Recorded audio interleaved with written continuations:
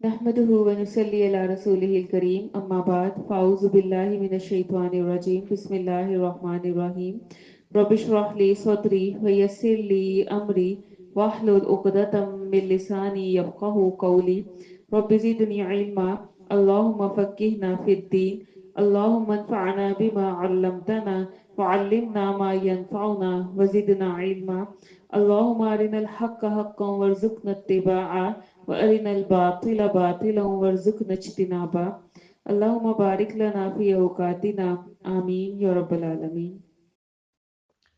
इंशाल्लाह जब हम ये रमज़ान नाइट बंडल में करेंगे तो उसमें भी इंशाल्लाह डिफरेंट व्यू से जब सूरत नूर पढ़ाई जाएगी तो कोशिश कीजिएगा कि जब भी आपको मौका मिले तो नाइट प्रोग्राम्स के भी लेक्चर ज़रूर सुनें।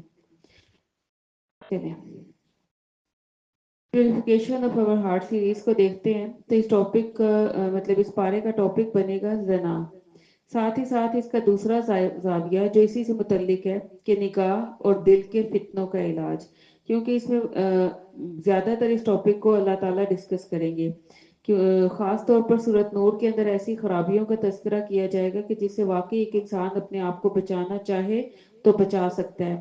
लेकिन हम ये लेम एक्सक्यूजेस नहीं दे सकते कि माहौल ख़राब है, वक्त ख़राब है, हमारी सोसाइटी में ये सब आम हो चुका है, कल्चर बेस पे हम ऐसे फतवे नहीं दे सकते।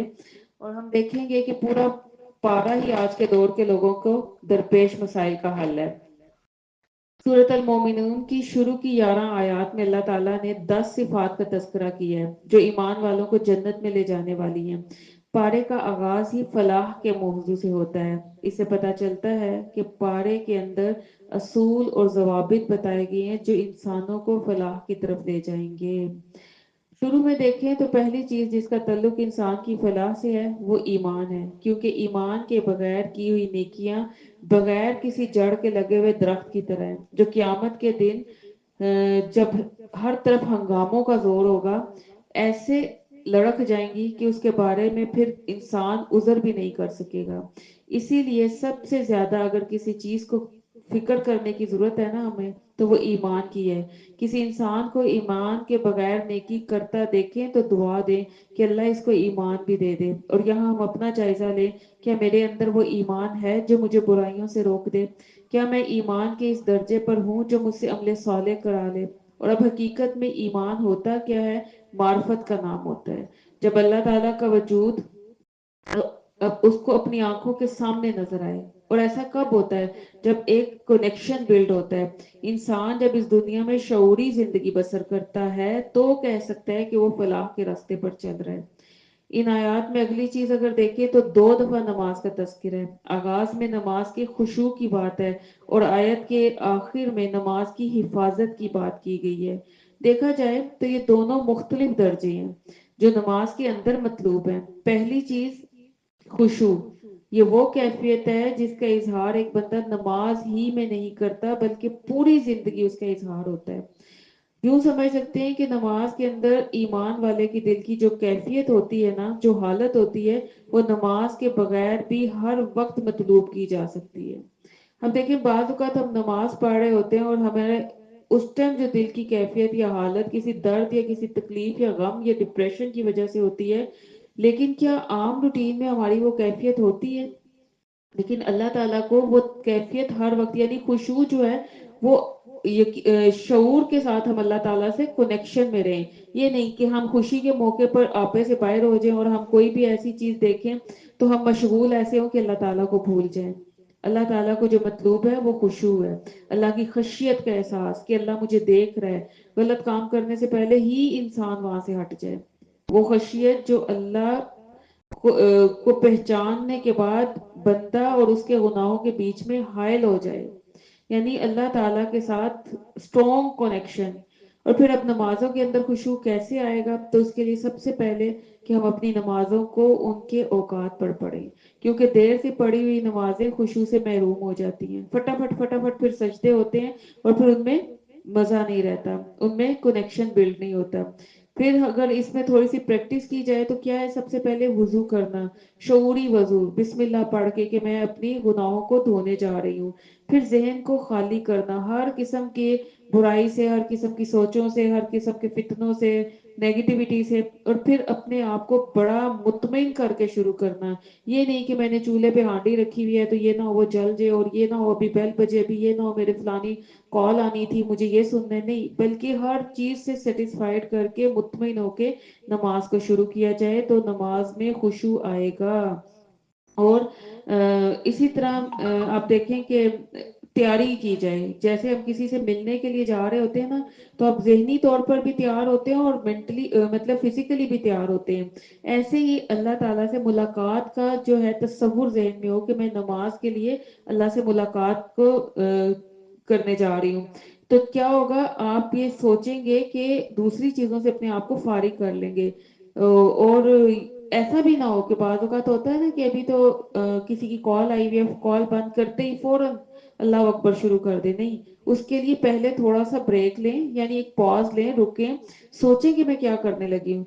वरना क्या होगा कि अभी जो आपने तमाम बातें फोन पर की थी वो सारी आपको नमाज में दोबारा सुनाई देने लगेंगी। फिर उसके अलावा नमाज के लफ्जों पर गौर करना, और उसके लिए सबसे बेहतरीन एक जो है कि नमाज के तर्जमे को समझना, सीखना, उसकी रूह को जानना कि हम अल्लाह से कह क्या रहे हैं, हम दुआएं क्या कर रहे हैं। फिर एक और एक्टिविटी क्या हो सकती है कि सूरतों को बदल बदल के पढ़ना। जब हम एक ही रट्टा लगाए रखते हैं ना, हमें याद है कि हम बचपन में सिर्फ सूरत जो है उसी को ही पढ़ते रहते थे, कुल हुवल्लाहु अहद, और हमें पता ही नहीं था कि हम कितनी सूरतें इसमें शामिल कर सकते हैं, और ये सब जो है हमारी नमाज में बेहतरी लाने का सबब बनती हैं। तो बार बार सूरतों को बदलना। और फिर एक और चीज के जयनमाज जो है वो बहुत ज्यादा अट्रैक्टिव ना हो, रंगीन ना हो, ऐसे कलरफुल ना हो, या चमकीले ना हो, या उन पे ऐसी पिक्चर्स ना हो कि हमारी तवज्जो जो है वो किसी और तरफ डाइवर्ट हो जाए। फिर नमाज में खुशू में लिबास का बड़ा गहरा ताल्लुक होता है। यानी अब आप देखिए, आपने ऐसे कपड़े पहने, आपका दुपट्टा फिसल फिसल जा रहा है तो बार बार आप उसे ही समेटते रहेंगे। आप अपने बालों को देखें तो आप बार बार उन्हीं को ही बांधते रहेंगे।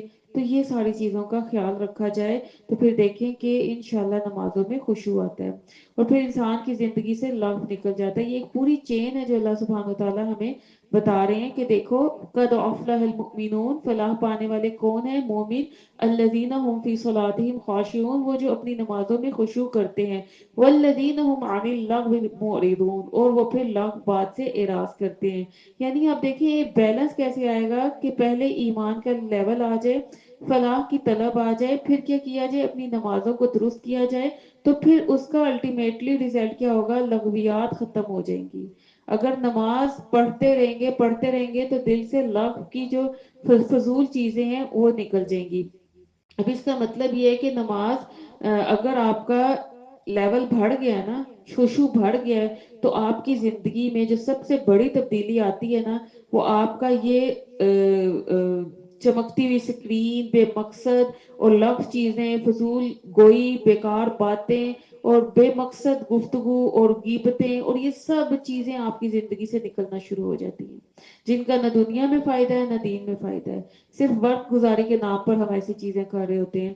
तो ये चीजें असल में क्या होती है, इंसान के लिए फिक्रमंदी और बढ़ा देती है। आप देखें लव क्या होता है, लव अगर उसका वैसे मीनिंग ले तो चिड़ियों का चिहचहाना होता है, यानी वो क्या, उनकी कोई बातें हमें समझ में आती हैं, ऐसी फजूल ऐसी बेकार बातें कि जिनकी हमें ना दुनिया में समझ आए और ना वो आखिरत में हमें फायदा दे। तो जब हमारी जिंदगी संजीदगी की तरफ आती है ना, अल्लाह की तरफ के हमने उसका हक अदा करना है, हमें युक्सू होना है, हमने खुशू इख्तियार करना है, तो फिर क्या होता है, फजूल बातों में दिल नहीं लगता। और कुरान मजीद में लफ्ज के बारे में क्या आता है कि वो लोग जो लफ्ज सुनते हैं उससे मुंह फेर लेते हैं, यानी ईमान का तकाजा ये है कि वो लफ्ज में मशगूल नहीं होते।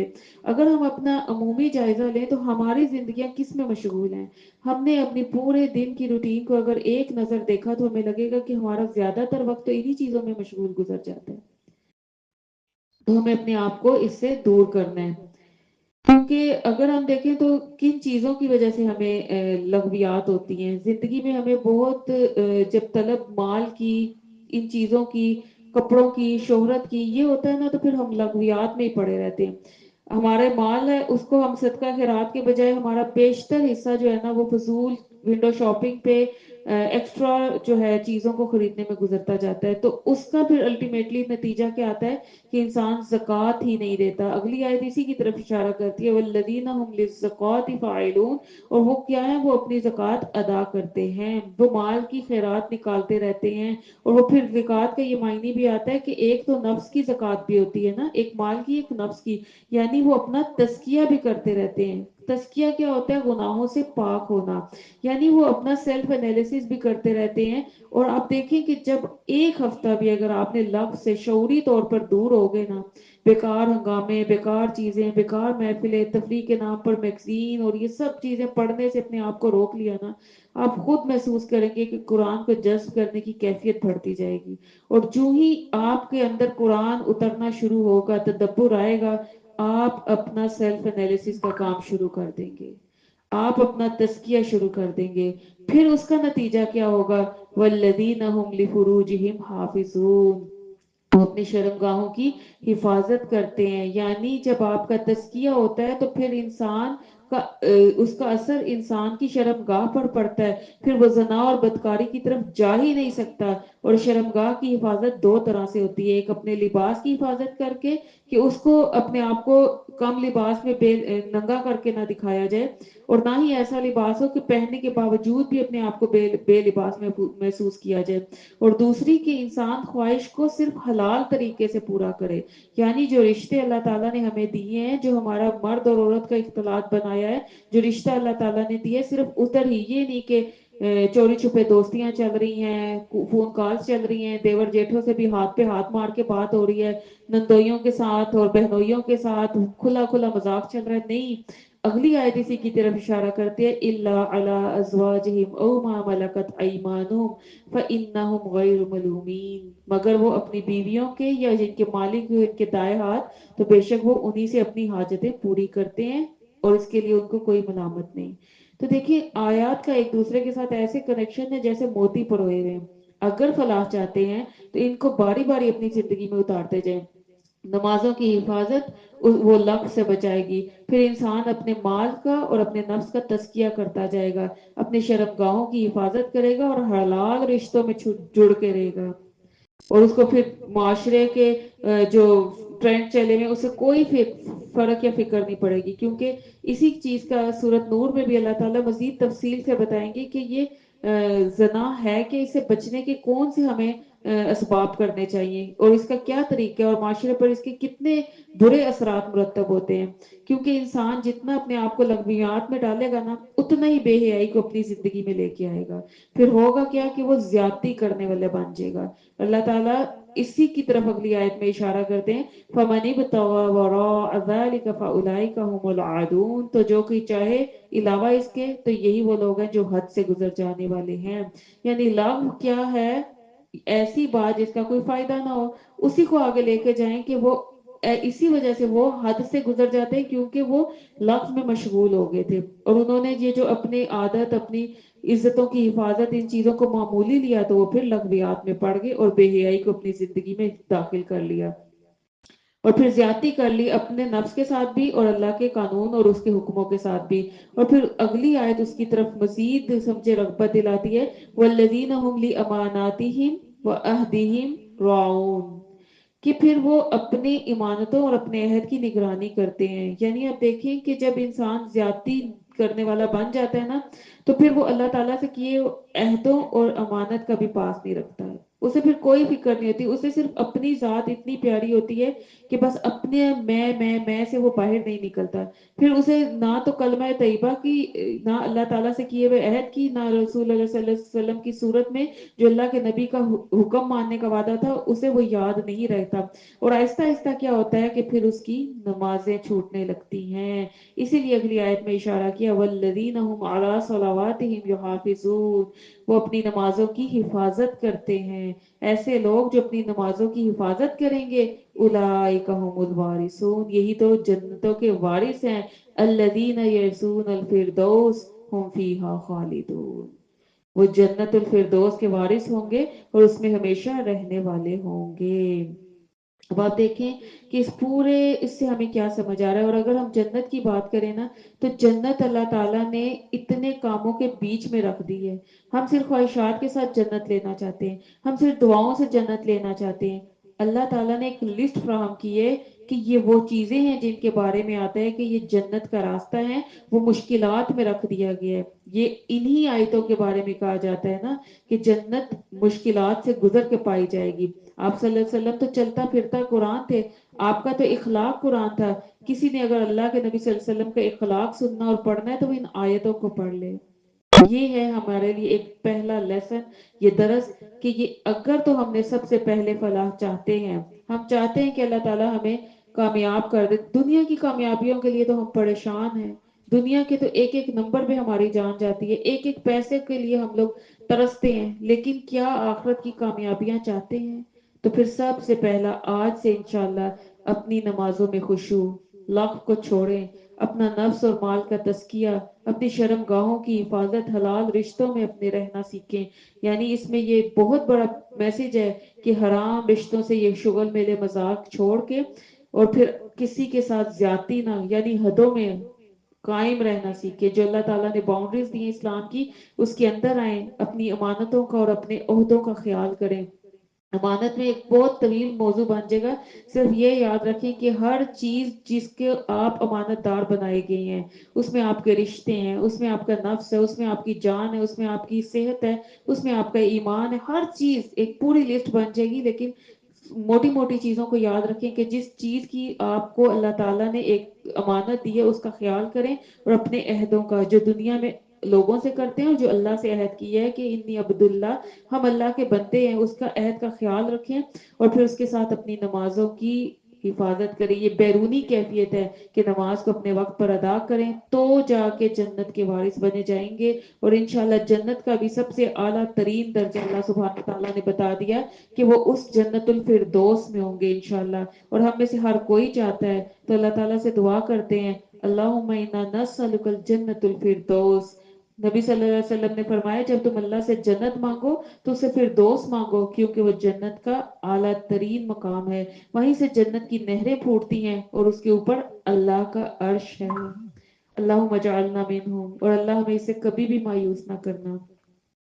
आगे हम देखेंगे कि आयत नंबर 12 से देखें तो मालूम होता है, पहले अल्लाह ताला ने हमें एक टारगेट दिया, शुरू में जन्नत रख दी और फिर बताया असल में तुम हो क्या। इन आयात को पढ़ते वक्त हम अपना मुहासबा करें कि कहाँ से लेके कहाँ तक पहुंच गए।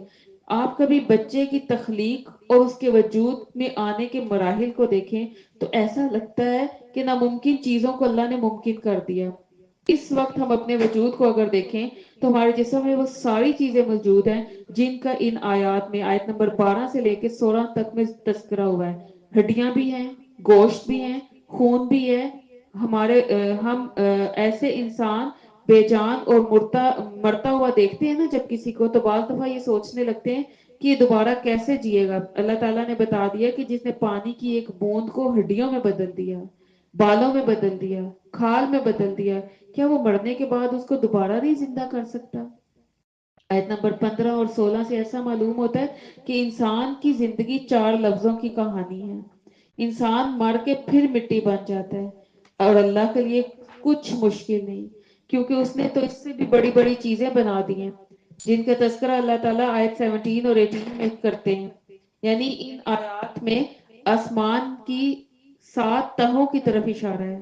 आमतौर पर देखें जो बारिश होती है वो मुनासिब होती है, लेकिन कभी अल्लाह बारिशों के बंद खोल देता है और इंसान डूबने लगता है, कभी खुश्क साली करके कहत में मुब्तला कर देता है। ये सारी चीजें अल्लाह की तरफ से इम्तिहान होती हैं।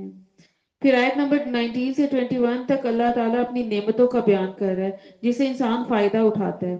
सूरत नहल में भी अल्लाह ताला ने दूध का तस्करा किया और अब इन आयात में दोबारा दूध का तस्करा है। ऐसा लगता है कि अल्लाह ताला हमारे दस्तरखान पर मुख्तलिफ मौजूद चीजों में जो दूध इस्तेमाल होता है ना, उसको इस्तेमाल करते हुए हमें गौर फिक्र की दावत देता है। जरूर सोचिएगा कि जब हम खाने और खास तौर पर रमजान में अफ्तारी और सहरी पर मेज पर देखें ना, तो ज्यादातर चीजों में दूध इस्तेमाल होता है। चाय में दूध, अपने जो ड्रिंक्स हैं उनमें दूध, मक्खन, क्रीम, جو فروٹس چاٹ ان سب چیزوں میں موسٹلی دہی، کیا دودھ نہیں استعمال ہوتا؟ اللہ تعالیٰ اس کو اپنی طرف سے ایک نعمت کے طور پر انٹروڈیوس کروا رہے ہیں، اور اللہ تعالیٰ کہتے ہیں کہ دیکھو یہ سب چیزیں تمہیں فائدہ دے رہی ہیں کیونکہ یہ اللہ تعالیٰ کی اطاعت کرتی ہیں۔ یہ بھینس، یہ بکریاں، یہ سب اگر دودھ دینا بند کر دینا، اللہ کی اطاعت نہ کریں، تو دیکھو سب مشینری بند ہو جائے گی۔ اب دیکھیں ایک مخلوق کتنے لوگوں کو فائدہ دیتی ہے، اور اس میں میسج کیا ہے کہ کائنات سے سیکھنے کی چیزیں ہیں کہ جب کوئی اطاعت اور فرما برداری کرتا ہے نا، تو صرف یہ نہیں کہ وہ خود کو فائدہ ہوتا ہے بلکہ دوسروں کو بھی فائدہ دیتا ہے، تو ہمیں بھی دوسروں کو فائدہ دینے والا بننا ہے۔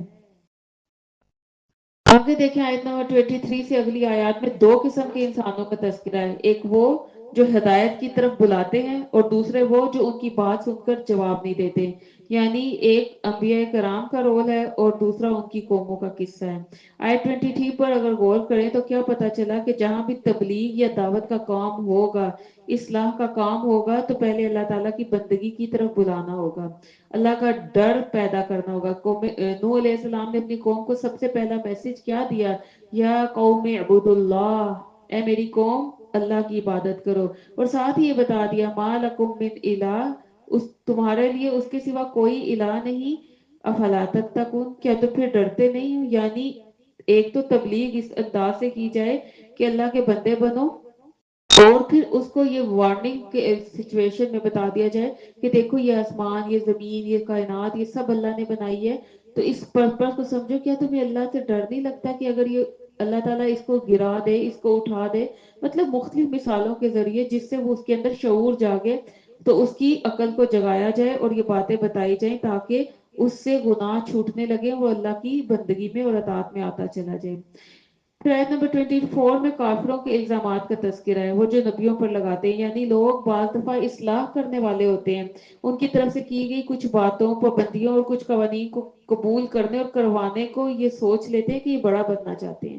اللہ تعالیٰ نے نبیوں کے ذریعے یہ بات بتا دی کہ یہ بڑا بننے کے لیے نہیں ہے، اصل میں بات یہ ہے کہ وہ یہ چاہتے ہیں کہ انسانیت دکھ درد سے بچ دے۔ بعض اوقات ہم بھی دین کا کام کرنے نکلتے ہیں، لوگوں کو ہم کسی چیز سے روکتے ہیں، مثال کے طور پر مسجد میں گئے اور آپ نے کہہ دیا نہیں آپ ایسے نہ کریں، ایسے آپ نماز ادا کریں، یہ کچھ بھی آپ اس کو، میں زیادہ اس میں فکر میں نہیں جاؤں گی، لیکن آپ نے دیکھا اکثر لوگ اس کے اوپر کتنا برا سا منہ بناتے ہیں اور کہتے ہیں لوگ اپنی وہ دکھانے آ گئی کہ ہمیں سب کچھ پتا ہے، ہاں یہی تو بڑی آ گئی ہے محترمہ۔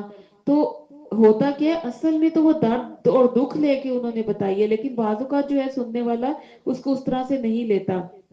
تو اللہ تعالیٰ بتا رہے ہیں کہ ہم نے اپنے رستے سے نہیں ہٹنا بلکہ انسانیت کو زیادہ فائدہ دیتے چلے جانا ہے۔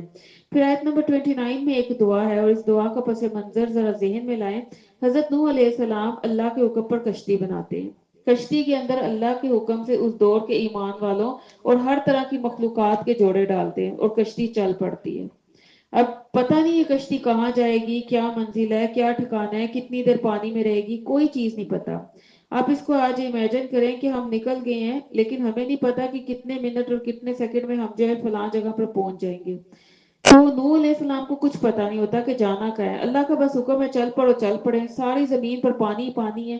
ایسے وقت میں اللہ ہی اس بندے کو کیا دعا سکھا رہا ہے؟ ربی انزلنی منزلا مبارکا وانت خیر المنزلین، اے میرے رب اتار مجھے اتارنے کی جگہ بابرکت، اور تو بہتر ہے سب اتارنے والوں میں سے۔ یعنی آپ دیکھیں کہ اللہ انسان پر کتنا مہربان ہے، کتنا اس سے محبت کرتا ہے کہ اس کو ہر ہر لمحے دعائیں بھی سکھائی ہیں، اور یہاں پر کیا چیز مانگنے کی رغبت دلائی جاتی ہے؟ برکت، اس جگہ پر اتار جو تیری نظر میں بہتر ہے۔ ہر انسان کی زندگی میں کئی لمحے ایسے آتے ہیں کہ جب اس کی کشتی جو ہے مجھدھار میں ہوتی ہے، لیکن اس کو نہیں پتا ہوتا کہ کدھر جانا ہے، یہ اونٹ کس کروٹ بیٹھے گا۔ آپ اپنی زندگی کا کوئی موقع یاد کریں، بعض اوقات آپ کو کوئی چیز منتخب کرنی ہوتی ہے، آپ کو کچھ پڑھنا ہوتا ہے، آپ کو کوئی یونیورسٹی میں داخلہ لینا ہے، آپ کو اپنے بچے کی شادی کرنی ہے، آپ کو کوئی نوکری چاہیے، کروں نہ کروں، اور پھر آپ کہتے ہیں یہ یہاں سے رشتہ آیا ہے، وہاں سے بھی آیا ہے، کروں نہ کروں۔ ہر موقع پر اس دعا کو اپنے ساتھ باندھ لیں، ربی انزلنی منزلا مبارکا وانت خیر المنزلین، اے اللہ مجھے ہر رستہ، ہر ایسی برکت والی جگہ پر پہنچا دے، کیونکہ تو سب سے بہتر اس برکت والی جگہ پر پہنچانے والا ہے۔ آپ یقین کریں کہ اللہ تعالیٰ کے ساتھ اگر ہمارا کنیکشن بلڈ ہو جائے گا نا، تو ایک بندے کا قرآن کے ساتھ زندہ تعلق پیدا ہو جائے گا۔ پھر اس کو یہ نہیں چاہیے ہوگا کہ یہ جو آیتیں آ گئی ہیں ان کو ہم بطور وظیفہ لے لیں اور ہم اتنی دفعہ پڑھیں گے تو ہی فائدہ ہوگا، یعنی اس کی تسبیح کرنی ہے یا اس کو ہم نے 717 دفعہ پڑھنا ہے یا کچھ بھی، وہ فگر معنی نہیں رکھے گا، بلکہ جیسے ہی آپ کے اللہ نہ کرے کوئی مشکل آتی ہے، کوئی پریشانی آتی ہے، کوئی سوچ آتی ہے، تو اسی صورتحال میں آپ کی زبان سے وہ آیات جاری ہوں گی۔ کیوں؟ کیونکہ قرآن کے ساتھ وہ گہرا تعلق، وہ رابطہ ہوگا۔ یعنی آپ دیکھیں بار بار آپ اس کو کھولتے ہیں نا، آپ اس سے رابطے میں رہتے ہیں، تو پھر اللہ کے ساتھ سمجھے آپ کا ڈائریکٹ کنیکشن ہو جائے گا۔ آپ سمجھے آپ نے اللہ سے مانگا، اب اللہ نے اس کا جواب تو دینا ہے۔ کیوں؟ اللہ تعالیٰ پہلے بتا چکے ہیں تم مجھ سے دعا کرو میں جواب دیتا ہوں۔ یہ تو ہو نہیں سکتا، میرے بندوں کو بتا دیجئے کہ میں ہر وقت ان کی دعا کا جواب دیتا ہوں۔ یعنی ہمیں فوراً سے اللہ کے ساتھ کنیکٹ ہونے کی ضرورت ہے، اور اگر ہم ایسا کریں گے تو ہم بہت اچھا محسوس کریں گے۔ اب سمجھے کہ ہم دوائی کھاتے ہیں اور اس کو سمجھ کر کھاتے ہیں، اس کی انگریڈینٹس پڑھ کر کھاتے ہیں کہ اس میں کوئی ایسی چیز تو نہیں جس سے ہمیں کوئی الرجی ہو جائے۔ تو قرآن پاک سے اگر ہمارا تعلق ہو جائے گا اور پھر حقیقی شعوری زندہ تعلق ہوگا، تو دیکھیں پھر آپ کو اللہ تعالیٰ سے اس طریقے سے بھی مانگنے کی ضرورت نہیں پڑے گی۔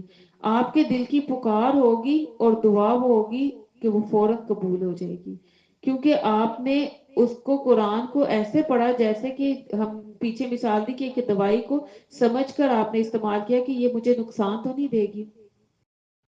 پھر آگے دیکھیں آیت نمبر 38 اور 39 میں پتہ چلتا ہے کہ آج بھی اگر کوئی آپ کے بارے میں شک کرے، آپ کے پیغام اور آپ کی بات پر کچھ کیچڑ اچھالے، تو کہیے اے اللہ تو ہی میری مدد فرما، اور یہ اللہ کے وعدے ہوتے ہیں۔ جو لوگ اللہ کی بات کو جھوٹا مان رہے ہوتے ہیں نا، تو ان کی پکڑ بڑی قریب ہوتی ہے۔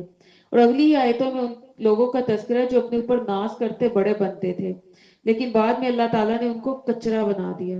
اب اس کو امیجن کریں، جب کبھی کچرا پھینکے نا تو سوچا کریں ایسی آیات کو، استغفار کے اللہ کہتے ہیں ان کی مجھے کوئی ضرورت نہیں۔ ہم پیچھے بھی پڑھ چکے ہیں کہ پچھلی قوموں نے ایسے کیا تو اللہ تعالیٰ نے کہا الا بعدن، دوری ہے، لعنت ہے، دور ہو جو مجھ سے، تم کچرے کے ٹوکری میں جاؤ، مجھے تمہاری کوئی پرواہ نہیں۔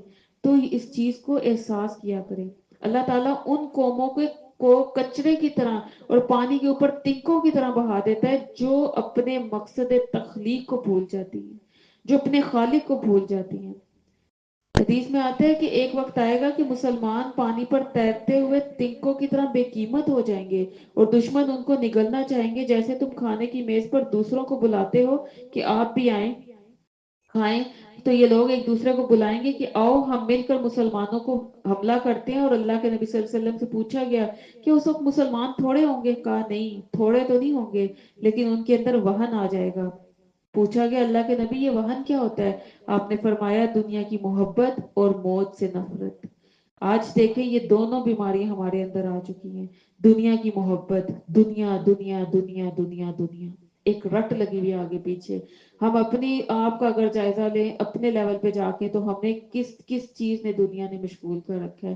اچھا کھانا، اچھا پہننا، اچھا گھر، اچھا فرنیچر، اچھی گروسری، اچھے برتن، مطلب آپ دیکھیں ایک ایک چیز دنیا کی۔ اور پھر موت سے نفرت تو ہوگی نا، جب دنیا سے محبت ہوگی۔ موت سے نفرت کیا ہے کہ موت کی تیاری ہی نہیں ہے، موت مرنا ہی نہیں چاہتے، اللہ سے ملاقات کا شوق ہی نہیں ہے۔ اور جب یہ دو بیماریاں کسی انسان میں آ جاتی ہیں نا، تو وہ سیلاب پر بہتے ہوئے تنکوں کی طرح حقیر ہو جاتے ہیں، اور حقیر کہاں ہوتے ہیں؟ دنیا میں بھی اور اللہ کی نظروں میں بھی، اور اللہ تعالیٰ ایسے لوگوں کو ضائع کر دیتے ہیں۔ اور آپ دیکھیں کہ ہم جو ہمارے کام کی چیزیں ہوتی ہیں، کیا ہم انہیں گھر سے باہر نکالتے ہیں؟ ہم کن چیزوں کو ضائع کرتے ہیں، کن پیپرز کو آگ لگاتے ہیں جو بیکار ہوتے ہیں، ردی ہوتے ہیں، کن چیزوں کو اٹھا کے ہم کچرے میں پھینکتے ہیں؟ کیا ہم اپنا فروٹ فریج سے فروٹ نکال کے کچرے میں پھینک دیتے ہیں؟ نہیں، وہ ہمارے استعمال کا ہے۔ جو گلا سڑا فضول چیزیں ہوتی ہیں، بیکار ہوتی ہیں، ان کو ہم اٹھا کے کچرے میں پھینکتے ہیں۔ انہی کو ذہن میں رکھیں کہ جب ہم اللہ کی حکموں کی قدر نہیں کریں گے، ان پر نہیں چلیں گے، اللہ تعالیٰ ایسے ہی کچرے کی طرح اٹھا کے اگلی قوم لے آئے گا، ہماری کوئی وقت نہیں رہے گی۔ اللہ تعالیٰ ایسے ہی انسانوں کو نیست و نابود کر دیتے ہیں۔ پھر آیت نمبر 51 میں دیکھیں طیب رزق اور عمل صالح کا کٹ جوڑ بتا دیا گیا. حقیقت یہ ہے کہ جو ہم کھاتے ہیں اس کا اثر ہمارے اعمال پر آتا ہے.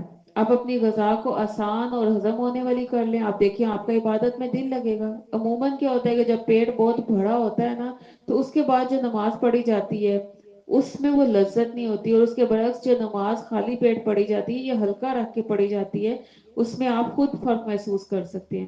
روزے میں آپ دیکھیں ابھی آپ انشاءاللہ عصر کی نماز پڑھیں اور اس کے بعد عشاء کی تراویح پڑھیں, آپ فرق محسوس کریں گے کہ جب بہت زیادہ کھا لیتے ہیں نا تو پیٹ بھی بھر جاتا ہے, بوجھل ہو جاتا ہے, گیسز نکلتی رہتی ہیں جسم سے, وضو نہیں ٹھہرتا, اور بعض دفعہ منہ سے بھی اکثر اسمیل آنے لگتی ہے. تو نماز پڑھنے میں وہ لذت, وہ حرارت, وہ کیفیت طاری نہیں ہوتی. تو یہاں پر ہمیں حلال کھانے کی طرف رغبت دلائی جا رہی ہے. تو چیک کریں کہ میں کیا کھاتی ہوں, کتنا کھاتی ہوں, طیب کھاتی ہوں. اور پھر طیب میں بھی دو چیزیں ہیں کہ حلال اور جنس کے اعتبار سے حلال. یعنی آپ محسوس کریں کہ جب پیٹ حلال کی طرف جاتا ہے تو انسان کا باقی اعضاء بھی اسی طرف جاتے ہیں. میدا جو ایک قسم کا سمجھے برتن ہے, حوض ہے, اس کے اندر جو رگیں نکلتی ہیں نا وہ نہریں ہیں. حوض میں جو چیز ہوتی ہے وہی نالیوں میں جا کے گرتی ہے. بالکل اسی طرح پیٹ میں جو چیز ہوتی ہے وہی خون کے اندر, رگوں کے اندر جاتی ہے, اور وہی ہمارے دل کے اندر وہ وسوسے پیدا کرتی ہے یا اچھے خیالات ڈالتی ہے. تو یعنی اچھی خوراک اچھے عمل, بری خوراک برے عمل. تو اپنے رزق کی طرف بھی ایک طرف ہمیں رغبت دلائی جا رہی ہے کہ حلال, طیب, ستھرا اور اعتدال کے ساتھ کھایا جائے. پھر آیت نمبر 57 سے 61 کے بارے میں آتا ہے کہ حضرت عائشہ رضی اللہ تعالیٰ عنہ نے اللہ کے نبی صلی اللہ علیہ وسلم سے پوچھا, اے اللہ کے نبی صلی اللہ علیہ وسلم یہ کون لوگ ہیں جو ہر وقت اللہ سے ڈرتے رہتے ہیں؟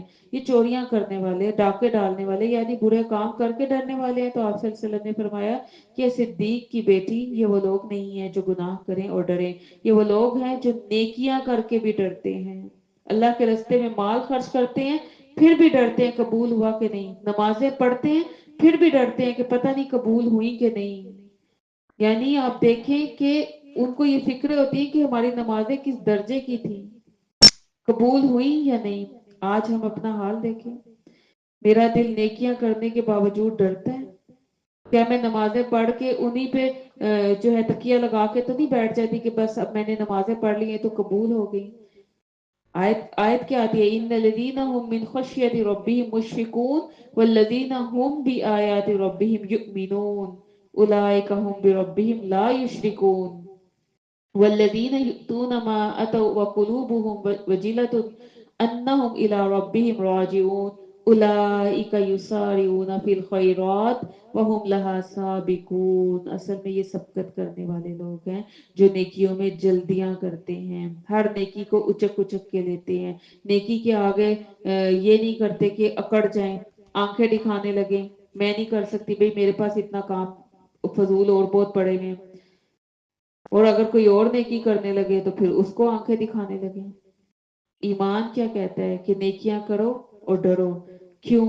آپ دیکھیں وہ لوگ جو عبادت کرتے ہیں پھر روتے ہیں, پھر اللہ کے راستے میں جہاد کرتے ہیں پھر روتے ہیں, اللہ کے راستے میں کوئی چیز چھوڑ دیتے ہیں پھر روتے ہیں, اس لیے کہ ان کو پتا تھا کہ جس ذات کے نام پر یہ کام کر رہے ہیں اس کی شان ہی اتنی اعلیٰ ہے کہ اس کا حق ادا نہیں ہوا.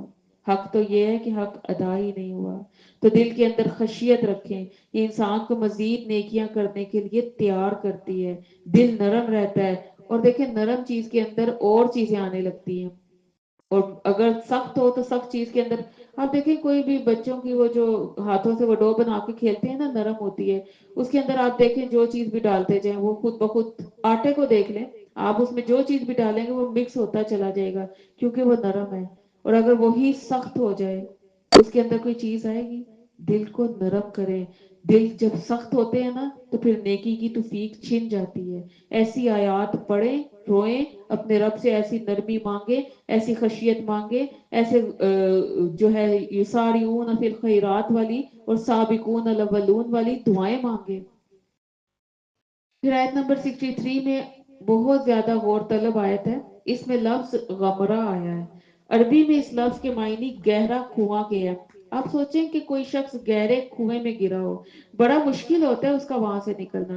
اسی طرح کچھ لوگ ایسے ہوتے ہیں کہ اپنے معاملے میں تو وہ خود بھی نہیں جان رہے ہوتے کہ وہ کتنی گمراہیوں میں آ چکے ہیں, ڈوب چکے ہیں گناہوں کے اندر, غفلتوں کے اندر.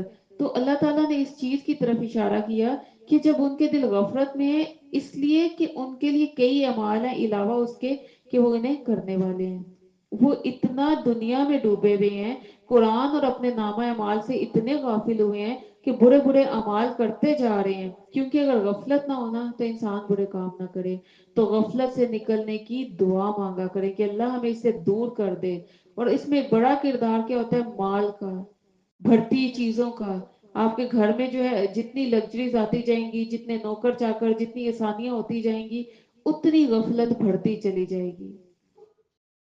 اللہ تعالیٰ ہمیں ایسے غفلت سے نکالے. پھر آیت نمبر 67 میں عربوں کی عادات بیان کی گئی ہیں. اب وہ کیا کرتے تھے کہ وہ راتوں کو محفلیں سجاتے تھے. جیسے ہم دیکھیں اردو زبان میں ہم جیسے بولتے ہیں نا بیٹھک لگانا, تو یہ گپ شپ کرنا, اور آج کی زبان میں آپ کہہ لیں کہ اپنے لیونگ روم میں گوسپس کرنا. پھر راتوں کے وقت ایسی باتوں میں اتنے مصروف رہتے کہ آدھی آدھی رات تک بیٹھے اور اس کے بعد اٹھ کر سو جاتے. اللہ تعالیٰ اس بات پر تنقید کر رہے ہیں, اور ہم اس آیت پر غور کریں گے کہ کل ان کی یہ جو عادتیں تھیں یا ان کا یہ جو طریقہ تھا, آج ہم اپنے لاؤنج میں دیکھیں, ٹی وی لاؤنج کا جس کو ہم نے نام دے دیا, کیا ہمارے ہاں وہاں نماز ادا کی جاتی ہے؟ ہمارے ہاں وہاں کوئی درس ادا کیا جاتا ہے؟ اور وہاں کتنے ہی ہم میں سے ایسے لوگ ہیں کہ نماز تو جھٹ پٹ میں پڑھ لیں گے اور فوراً سے آ کے 3 3 4 4 گھنٹے جو ہیں وہ ٹی وی کے سامنے بیٹھیں گے, اور پھر وہاں پر جو ہے ہم کہانیاں بناتے چلے جائیں گے, جس کا آپ اس کو سمجھیں کہ اس میں یہ لفظ ہے نا سامرن, رات کو باتیں کرتے ہوئے تہجرون, بےہودگی کی, بےہودہ حرکتیں. تو یہ جو سامرہ ہے نا, اس کو اردو زبان میں ایسے سمجھے افسانہ گوئی یا کہانیاں کہتے ہیں. اور بعض دفعہ یہ چیزیں انسان کو اپنے مقصد سے بہت دور کر دیتی ہیں. اگر ہم اس کو دیکھیں تو آج ہمارا معمول کیا, ٹی وی کے سامنے ہم یہ سامرہ ہی تو کر رہے ہوتے ہیں, یا تو افسانے یا ڈرامے یا فلمیں یا موویز یہ سب چیزیں دیکھتے ہیں, اس کو بند کرتے ہیں, پھر گوسپس کے نام پر لوگوں کی عزتیں اچھالنا شروع کر دیتے ہیں. پھر ہمیں بعض اوقات باتوں باتوں میں یہ یاد ہی نہیں رہتا کہ ہم اللہ تعالیٰ سے کتنے شکوے کر رہے ہوتے ہیں. مثال کے طور پر مرد حضرات بیٹھے ہیں, سارے دن کے رونے شروع ہو جاتے ہیں, آج گاہک نے یہ کر دیا, پھر کرتے کرتے زبان پہ گالی گلوچ اور یہ کیا کچھ نہیں چل رہا ہوتا. یہ اللہ تعالیٰ اشارہ کریں, یہ جہالت ان کی تھی تو کہیں تم اس جہالت میں تو نہیں پڑ گئے, کہ تم نے تو یہ اپنا معمول نہیں بنا لیا کہ راتوں کو بیٹھنا تو تھا تم نے ہلکا لگانے کے لیے, اپنے اولادوں کو اور اپنے گھر والوں کو دین سکھانے کے لیے, ایک ایک آیت یا ایک ایک حدیث کو سمجھنے کے لیے. تو یہ تو نہیں کہ تم بھی جا کے یہ ایسی ہی بےہودہ حرکتوں میں مشغول ہو گئے. اور اگر پارے کے مضمون کو دیکھیں نا اور اسی موضوع کو ساتھ لے کے چلیں, تو آج انسانیت کے اندر جو زنا کی تباہ کاریاں آئی ہیں نا, بے حیائیاں آئی ہیں نا, اس کی بہت بڑی وجہ یہی ہے. اپنی نگاہوں کی حفاظت کر لیں, دل خود بخود محفوظ ہو جائے گا. اور جتنا بےہودہ محفلوں میں ہمارا آنا جانا ہوگا, اتنا قرآن کی محفلوں سے دور بھاگتے چلے جائیں گے. اور یہ اپنے لیے ایک معیار, ایک کرائٹیریا رکھ لیجئے کہ ہم نے اللہ کے رستے پر چلتے چلے جانا ہے. آیت نمبر 70 میں ہمارے لیے جو سیلف انالیسز ہے وہ یہ ہے کہ اس آیت میں ایک بہت بڑی حقیقت ہے کہ انسانوں کی اکثریت کو حق اچھا نہیں لگتا. ہم اپنے آپ سے سوال کریں, کیا میں بھی حق سن کے بھاگ تو نہیں جاتی؟ کیا سچ سننا مجھے کڑوا تو نہیں لگتا؟ اور جب خاص طور پر حق کی چوٹ جو ہے خواہشوں پر پڑے. اب دیکھیں, ایک تو یہ ہے کہ اللہ تعالیٰ کی بات آئے تب بھی ہمیں حق برا لگے, اور میں کہ یہ تو بھی میں نہیں کر سکتی, ابھی میرے سے یہ مشکل والے کام نہیں ہوں گے. ایک یہ ہے کہ جب دنیا کے راستے میں بھی مجھے کچھ کرنا پڑے, تب بھی مجھے جو حق کی بات پتہ چلے تو میں اپنی خواہش پر ہی ڈٹی رہوں. یعنی اگر آپ کو کہا گیا ہے کہ فلاں کے ساتھ صلح کروا دو, دو لوگ لڑے ہوئے, تو آپ کے میرا کیا کام ہے بھئی, جاؤ تمہارا ماسی کا بیٹا ہے, میرا کیا کام ہے. مطلب آپ کو جہاں پر بھی نیکی کا موقع ملے اور وہاں پر آپ جو ہے اپنی خواہش نفس یا اپنی لگژری یا اپنے کمفرٹ زون سے باہر نہ نکلنا چاہیں. پھر آگے دیکھیں آیت 71 میں اللہ سبحانہ وتعالیٰ فرما رہے ہیں کہ اس قرآن کو سنتے وقت تمہیں کیوں یہ احساس ہوتا ہے کہ یہ ٹھیک نہیں ہے, کیوں نہیں سننا چاہتے, کیوں بوریت محسوس ہوتی ہے, کیوں نیند آتی ہے, کیوں توجہ کہیں اور چلی جاتی ہے؟ اس لیے کہ تم ذکر سے منہ موڑتے ہو, حالانکہ اس میں تمہارا ہی تو ذکر ہے. اللہ تعالیٰ نے اس چیز کو اشارے کی طرح ہمیں بتا دیا کہ بل اتیناہم بذکرہم فہم عن ذکرہم معرضون, ہم تو تمہارے پاس تمہارا ذکر لے کے آئے, تم اپنی بات نہیں سننا چاہتے ہو. آج ایسے لگتا ہے بعض اوقات دیکھیں ہم اپنی ریکارڈنگ بھی دوبارہ نہیں سننا چاہتے. لیکن کیا اللہ تعالیٰ کی کلام، اللہ تعالیٰ نے یہ جو ہمیں کتاب بھیجی، اس میں ہمارے ہر چیز، ہر مسئلہ، ہر چیز کی رہنمائی نہیں کی گئی، پھر بھی ہم اس سے منہ موڑ رہے ہیں۔ پھر آیت نمبر 78 سے پتہ چلتا ہے کہ سوچنے کا کام دماغ سے نہیں دل سے ہوتا ہے، اور آج سائنس نے بھی اس چیز کو تسلیم کر لی ہے۔ تو ہم نے اپنے دلوں پر کام کرنا ہے، دل سوچوں کا محور ہے۔ اس آیت میں کان اور آنکھوں کا بھی ذکر ہے۔ اگر اس پارے کے عنوان کو دیکھیں تو یہی تین چیزیں ہوتی ہیں جو زنا کا رستہ کھول دیتی ہیں، اور انسان غلط سنتا ہے، دل میں غلط خیال آتے ہیں، غلط بولتا ہے، زبان گندی ہوتی ہے، دل گندے خیالات سے بھرتا ہے تو دل گنہگار ہوتا ہے، اور پھر ناشکری کی کیفیت یہاں تک آتی ہے کہ انسان کسی غیر کو دل میں جگہ دے بیٹھتا ہے، اور پھر یہ کانوں کی ناشکری کے غیر محرم کی باتیں مزے لے لے کے سنتے ہیں، راتیں گزر جاتی ہیں اور پتہ ہی نہیں چلتا، اور آنکھیں اگر کسی غیر محرم کے دیدار کو دیکھنے کے لیے تڑپتی ہیں تو یہ آنکھوں کا گناہ ہے۔ اللہ سے دعا کریں اللہ ہماری ان تمام چیزوں کی حفاظت کرے، اور ہماری اولادوں اور ہماری نسلوں میں حیا کو جاری کر دے۔ آیت نمبر 93 اور 94 میں اللہ کے نبی صلی اللہ علیہ وسلم کو دعا سکھائی جا رہی ہے کہ اب مشرکوں پر عذاب آنے والا ہے تو آپ پہلے سے دعائیں مانگ لیں، اے اللہ ہمیں ان میں سے نہ کرنا۔ اسی طرح ایک دعا حدیث میں بھی آتی ہے جو اللہ کے نبی صلی اللہ علیہ وسلم نے سکھائی، اے اللہ مجھے اپنے غضب کے ساتھ قتل نہ کرنا، اپنے غصے کے ساتھ ہلاک نہ کرنا، اور عذاب کے آنے سے پہلے مجھے بچا لینا۔ اور اگر آپ دیکھیں کہ اگر ہم انہی دعاؤں کو اپنی زندگی کا حصہ بنا لیں تو آج ہم بہت سے فتنوں میں گھرے پڑے ہیں۔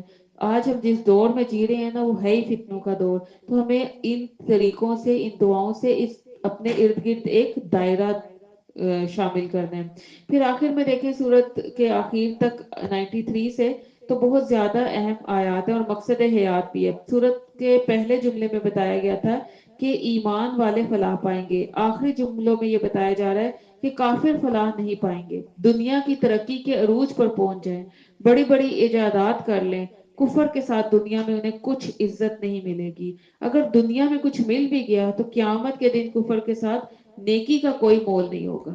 نیکی اب کا ایک معیار ہے، ایک کرائٹیریا ہے، اور اس کا وزن کیا جائے گا۔ اور جو لوگ زندگی کو مقصد کے بغیر جی رہے ہیں نا، ان کی زندگی نفس کی اتباع پر ہوتی ہے۔ ہم سب یہاں پر اپنا مقصد حیات سیکھیں، اور یہ پوری صورت جو ہمیں سمجھے ہماری تربیت کر رہی ہے وہ یہی ہے کہ میری زندگی کا مقصد کیا ہے اور میں کہاں جا رہی ہوں، اور یہ سوال مجھے اور آپ کو اپنے آپ سے بار بار پوچھنا ہے۔ آگے سورت نور کے شروع ہونے کا انداز بہت ہی اچھوتا ہے۔ یہاں پر دیکھیں آیت جیسے شروع ہوتی ہے، سورۃ انزلناہا وفرضناہا وانزلنا فیہا آیات بینات لعلکم تذکرون۔ یہ ایک صورت ہے، ہم نے اسے نازل کیا اور فرض کیا ہم نے اسے، اور نازل کی اس میں آیات واضح، لعلکم تذکرون، تاکہ تم نصیحت پکڑو۔ حضرت عمر رضی اللہ تعالیٰ عنہ نے اہل کوفہ کو خط لکھا کہ اپنی عورتوں کو سورت نور پڑھاؤ۔ آج انشاءاللہ ہم اسی کو سمجھتے ہوئے کہ یہ عورتوں کے لیے کتنے اس میں خاص پیغامات ہیں، اللہ تعالیٰ نے کتنے احکامات دیے، ان کو ہم انشاءاللہ بخوشی قبول کرنے کے لیے اس صورت کا آغاز کریں گے، کیونکہ اللہ نے اس میں پہلی ہی لفظ میں فرما دیا وَفَرَضْنَاهَا، ہم نے اسے فرض کیا ہے، یعنی اس کو تمہارے یہ آپشن نہیں رکھی، تم اس پہ آبجیکشن نہیں کر سکتے، تمہیں کوئی چیز اس سے رکاوٹ میں نہیں لا سکتی، تمہید نہیں ہے، براہ راست حکم ہے کہ ان احکامات کو لازمی ماننا ہے۔ اور اسی احکامات کے پیش نظر خاص طور پر یاد دہانی کروائی جا رہی ہے کہ ہم نے اسے اتارا ہے، اور سننے والے ان احکامات کو پھر معمولی نہ سمجھیں، اور اس کی آیات بالکل واضح ہیں، سمجھ میں آنے والی۔ کوئی یہ نہیں کہہ سکتا کہ مجھے سمجھ میں بھی نہیں آ رہی اس لیے میں عمل بھی نہیں کروں گی، لیکن اللہ نے کہا یہ فیہا آیات بینات، واضح آیات ہیں، چھوڑ ہی نہیں سکتے تم ان کو۔ تو ہم یہاں پر شروع کریں گے سورۃ النور کو۔ اب دیکھیں سورت میں کچھ ایسے احکامات آئیں گے جن کو اگر مان لیا جائے نا تو زندگی میں نور آ جائے گا۔ اصل میں سورت انسانوں کو اندھیروں سے نکال کر روشنیوں کی طرف لے جانے والی ہے۔ معاشرتی زندگی نے بہت سارے ایسے پہلو کھوکھلے کر دیے جو بے حیائی اور گندگی میں ملوث ہو کر معاشرے کے فتنے سے ایک انسان کو نکال کر اللہ کی رہنمائی سے دور لے گئے ہیں۔ پوری صورت کا اگر آپ عنوان لے لینا تو وہ معاشرے کو زنا سے پاک کرنا ہے۔ آغاز کس بات سے ہوتا ہے؟ زنا کرنے والے مرد اور عورت سے، ان کی سزا ہے، پھر ان کا عام لوگوں پر حرام ہونا، پھر اسی طرح حضرت عائشہ رضی اللہ عنہ پر جو تہمت لگی اس کی بات ہے، پھر اس کے بعد اللہ تعالیٰ نے ایمان والوں کو کچھ آداب سکھائے ہیں کہ جب کسی کا سکینڈل ہو جائے تو تم اس کے پیچھے نہ لگو.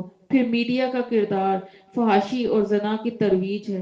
اور اس کے بعد سورت کے آخر تک کچھ ایسے اقدامات ہیں جن کو سد ذرائع کہا جا سکتا ہے کہ کسی معاشرے میں برائی یا بے حیائی یا فحاشی پھیلانے میں جو چیزیں ہوتی ہیں ان کو کیسے روکا جائے. سورت النور کی دوسری آیت زنا کرنے والی عورت اور زنا کرنے والے مرد کے بارے میں بتایا جا رہا ہے. اور یہ بات نوٹ کرنے والی ہے کہ یہاں عورت کا ذکر پہلے ہے کیونکہ جہاں بھی یہ رستے کھلے ہیں نا وہاں پہل کرنے والی عورت ہوتی ہے.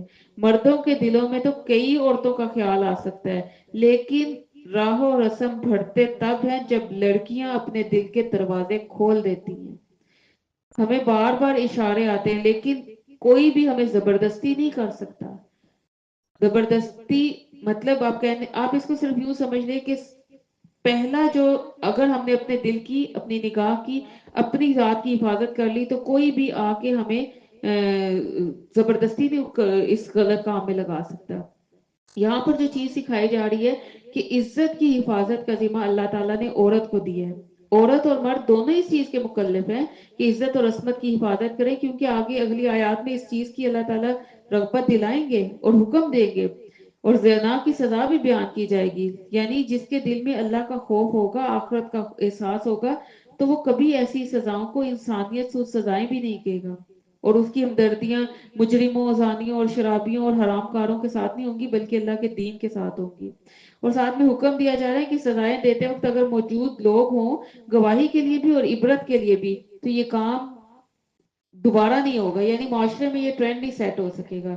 اور آگے اللہ تعالیٰ نے وجہ انتخاب بتا دی کہ جیسا ہوتا ہے ویسے کو پسند کرتا ہے یعنی زانی زانی کو اور جو نیکوکار ہیں ان کی پسند بھی جو ہے وہ نیک ہی ہوتی ہے. تو آپ اس کو دیکھیں کہ ایسے لگتا ہے کہ نکاح کے لیے اپنی جیسی کوئی مثال کے طور پر اپنے مرد اگر دیکھ رہا ہے تو وہ اپنے کیریکٹر وائز دیکھے گا کہ مجھے بھی کوئی نیک اور شریف لڑکی مل جائے. اور اگر لڑکی بھی ہے کہ بھئی وہ خود بھی نیک ہے اور اچھے اخلاق کی ہے تو وہ چاہے گی کہ مجھے بھی ایسا ہی کوئی شوہر مل جائے. تو اللہ تعالیٰ نے بتا دیا کہ اللہ تعالیٰ نے ان کے لیے ایسے ہی جوڑ بنائے ہیں. تو ہمیں سب سے پہلے اس چیز میں جو چیز سمجھ آ رہی ہے کہ اگر تو ہم چاہتے ہیں کہ ہمارے بچوں کے جو ہیں آگے زوج اچھے ہوں یا ہماری اپنی ابھی ماشاءاللہ جو بچی ہیں وہ سن رہی ہیں تو وہ یہ چاہتی ہیں تو کیا کرنے کی بات ہے خود ٹھیک ہو جائیں اپنے آپ کو ٹھیک رکھیں. جتنا ہم اپنے آپ کو ٹھیک رکھیں گے اتنا ہی آپ سمجھیں کہ معاشرے میں امن و امان پیدا ہوگا کیونکہ جب آپ ٹھیک ہوں گے آپ کا زوج ٹھیک ہوگا اور آنے والی نسل جو ہے وہ پروان چڑھے گی اس خوبصورت جوڑے کے ساتھ تو وہ انشاءاللہ معاشرے میں ایک اچھا اسپیکٹ چھوڑے گی. پھر آگے اس کو آپ یوں بھی سمجھیں کہ جو زنا ہوتا ہے نا وہ ایک طرح کی خواہش یا لسٹ ہوتی ہے تو اس سے ہمیں بچنے کی ضرورت ہے. پیچھے ہم سورۃ یوسف میں پڑھ چکے ہیں کہ جو عزیز مصر کی بیوی تھی اس کے دل میں کیا پیدا ہوا تھا ایک لسٹ پیدا ہوئی تھی نا ایک خواہش ایک حرام کا جذبہ ایک شہوت. تو اس نے کیا کیا اس نے اسی کی وجہ سے آپ دیکھیں کہ جب اس کی خواہش پوری نہیں ہوئی تو اس نے یوسف علیہ السلام کو بدنام کر دیا. آج ہم دیکھیں ہمارے معاشرے میں یہی کچھ ہو رہا ہے.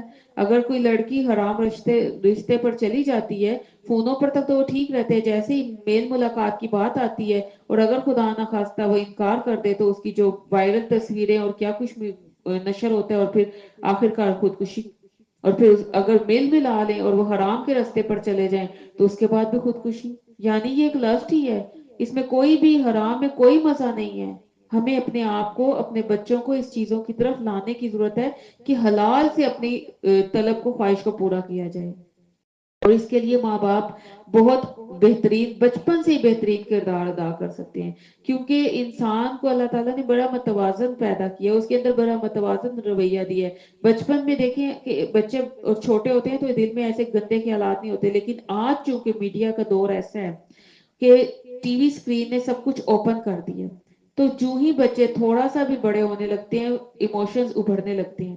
ماں باپ کو چاہیے کہ گہری نظر رکھیں بچے اور بچی کو پہلے سے ذرا ان چیزوں کے بارے میں آگاہ کر دیں کہ جو ہی یہ جذبے یہ خواہشات سر اٹھائیں اپوزٹ جینڈر کی طرف آپ کا جو ہے رجحان ہو ان کو دیکھ کے آپ کو اچھا لگنے لگے تو آپ ان کی تربیت کرنا شروع کریں کہ حلال رشتے کے لیے آپ نے ایک وقت کا انتظار کرنا ہے.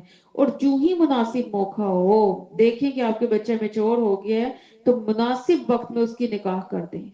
اسی لیے پہلی کتابوں اور حکمت کی باتوں میں جو بات ملتی ہے نا وہ کیا ہے کہ اگر کوئی بالغ ہونے کے بعد زنا کر لیتا ہے تو اس کے ماں یا باپ کو اس پر گناہ ہوگا، کیونکہ انہوں نے اس کو وہ چیز نہیں دی جو اللہ تعالیٰ نے اس کے لیے رکھی تھی۔ اللہ نے عورت کو مرد کے لیے کشش والا بنایا، لیکن اس کو حلال کرنے کا طریقہ بھی بتایا کہ تم اس کو اپنی شہوت کو حلال طریقے سے پورا کرو۔ اور پارے کے شروع میں ایمان والوں کی جو صفات تھی نا، ان میں کیا آتا تھا کہ وہ اپنی شرمگاہوں کی حفاظت کرتے ہیں سوائے اپنی بیویوں اور اپنی جائز جگہوں سے ان چیزوں کو لیتے ہیں۔ تو آپ دیکھیں کہ کون سی چیزیں جو زنا کو تقویت دیتی ہیں۔ سب سے پہلی چیز اگر ہم اس دور میں جا کے دیکھیں تو بچپن سے لے کر جوانی تک سر عام مکس گیدرنگ، مخلوط کلچر۔ آپ بچپن سے بچوں کی سکولنگ دیکھ لیں، پڑھنا پڑھانا، جہاں ان کا انٹریکشن، ان کے ٹیچرز، یہ سب کچھ کھلے عام میل ملاپ، کزنس ماحول، پھر مووی لگی ہوئی ہے، سارے کزنس بیٹھے ہوئے ہیں جی، کھلے عام سب چیزیں دیکھی جا رہی ہیں۔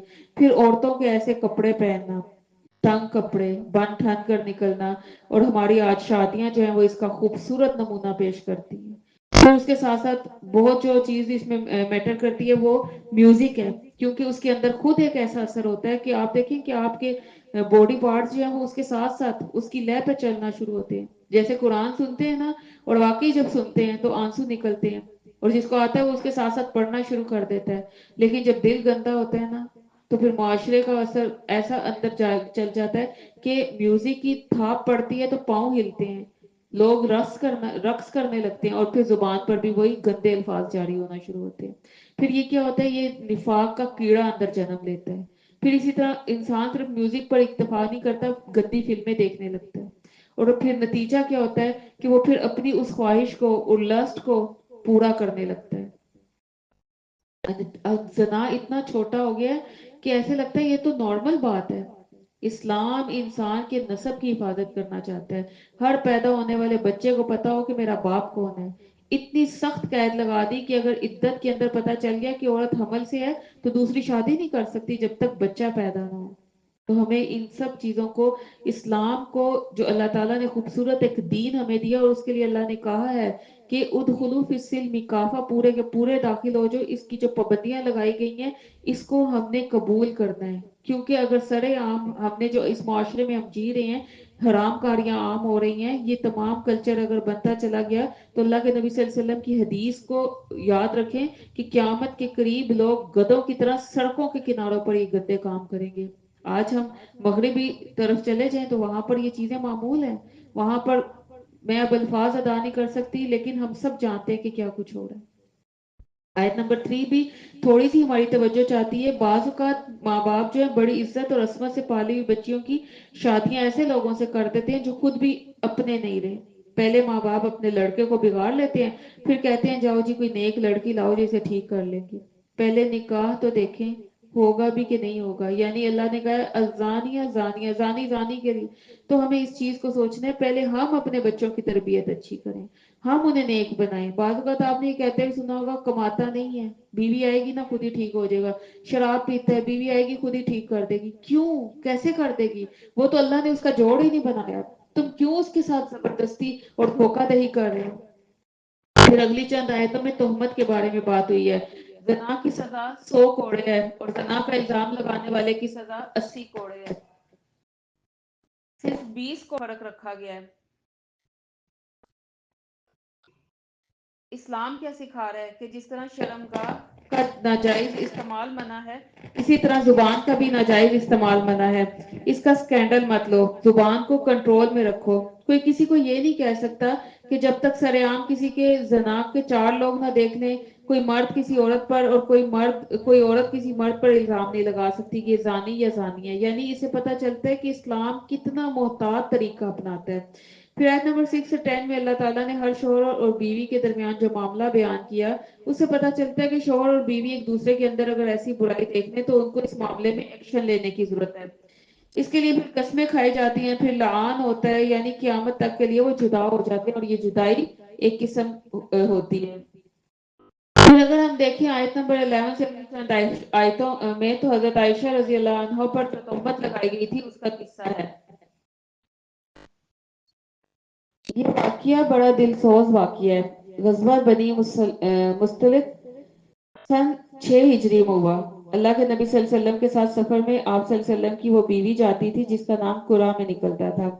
تو اس غزوے میں حضرت عائشہ آپ کے ساتھ تھی. حضرت عائشہ کی عمر 12 سال تھی. آپ اس سے اندازہ لگائیں کہ جب نبی صلی اللہ علیہ وسلم کی وفات ہوئی تو یہ 18 سال کی تھی. اب وہ چھوٹی عمر کی تھی, ہلکی پھلکی تھی. انہیں واش روم کے لیے کہیں جانا تھا اور وہ کہیں دور کے چلی گئی اور قافلے کے روانگی کا وقت آ گیا. اس وقت عورتوں کو جو ہے وہ پالکیوں میں بٹھا کر کندھوں پر اٹھایا جاتا تھا, جیسے آج سمجھے ڈولیوں میں اٹھایا جاتا ہے. تو جس پالکی میں ان کو بیٹھنا تھا اس کو صحابہ نے اٹھا لیا, یہ سوچ کر کہ حضرت عائشہ اندر ہی ہوں گی, کیونکہ وہ ان کا ویٹ ہی بہت کم تھا اور قافلہ جو ہے وہ وہاں سے چلا گیا. جب سب چلے گئے حضرت عائشہ واپس آئیں تو دیکھا قافلہ ہی نہیں ہے. صحرا میں ایک عورت ہے اور کتنی عقل مند ہے کہ وہیں بیٹھ گئی.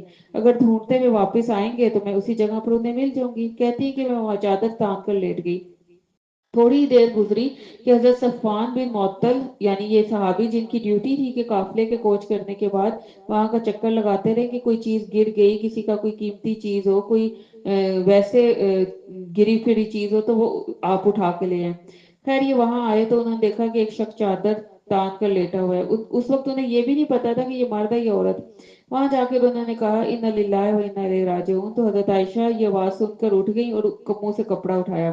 حضرت صفوان جو ہے وہ پردے کی آیتوں سے پہلے حضرت عائشہ کو دیکھ چکے تھے. اب کہتی ہیں کہ اس لیے کہ وہ مجھے پہچان گئے, کہنے لگے اللہ کے نبی صلی اللہ علیہ وسلم کی بیوی ادھر رہ گئی. اور انا للہ و انا الیہ راجعون پڑھا. کوئی آپس میں بات نہیں ہوئی, کوئی سوال نہیں, کوئی جواب نہیں. آپ گئے, اپنا اونٹ لائے. حضرت عائشہ وہاں تھی, وہاں ان کو بٹھایا. حضرت عائشہ کہتی ہیں میں اس اونٹ پر سوار ہو گئی. حضرت صفوان نے اونٹ کی نکیل پکڑی اور آگے چلتے رہے. 3-4 گھنٹے کا سفر طے کیا. اس قافلے پر پہنچ کے جب حضرت عائشہ آ رہی تھی تو عبداللہ بن ابی نے یہ منظر دیکھ لیا.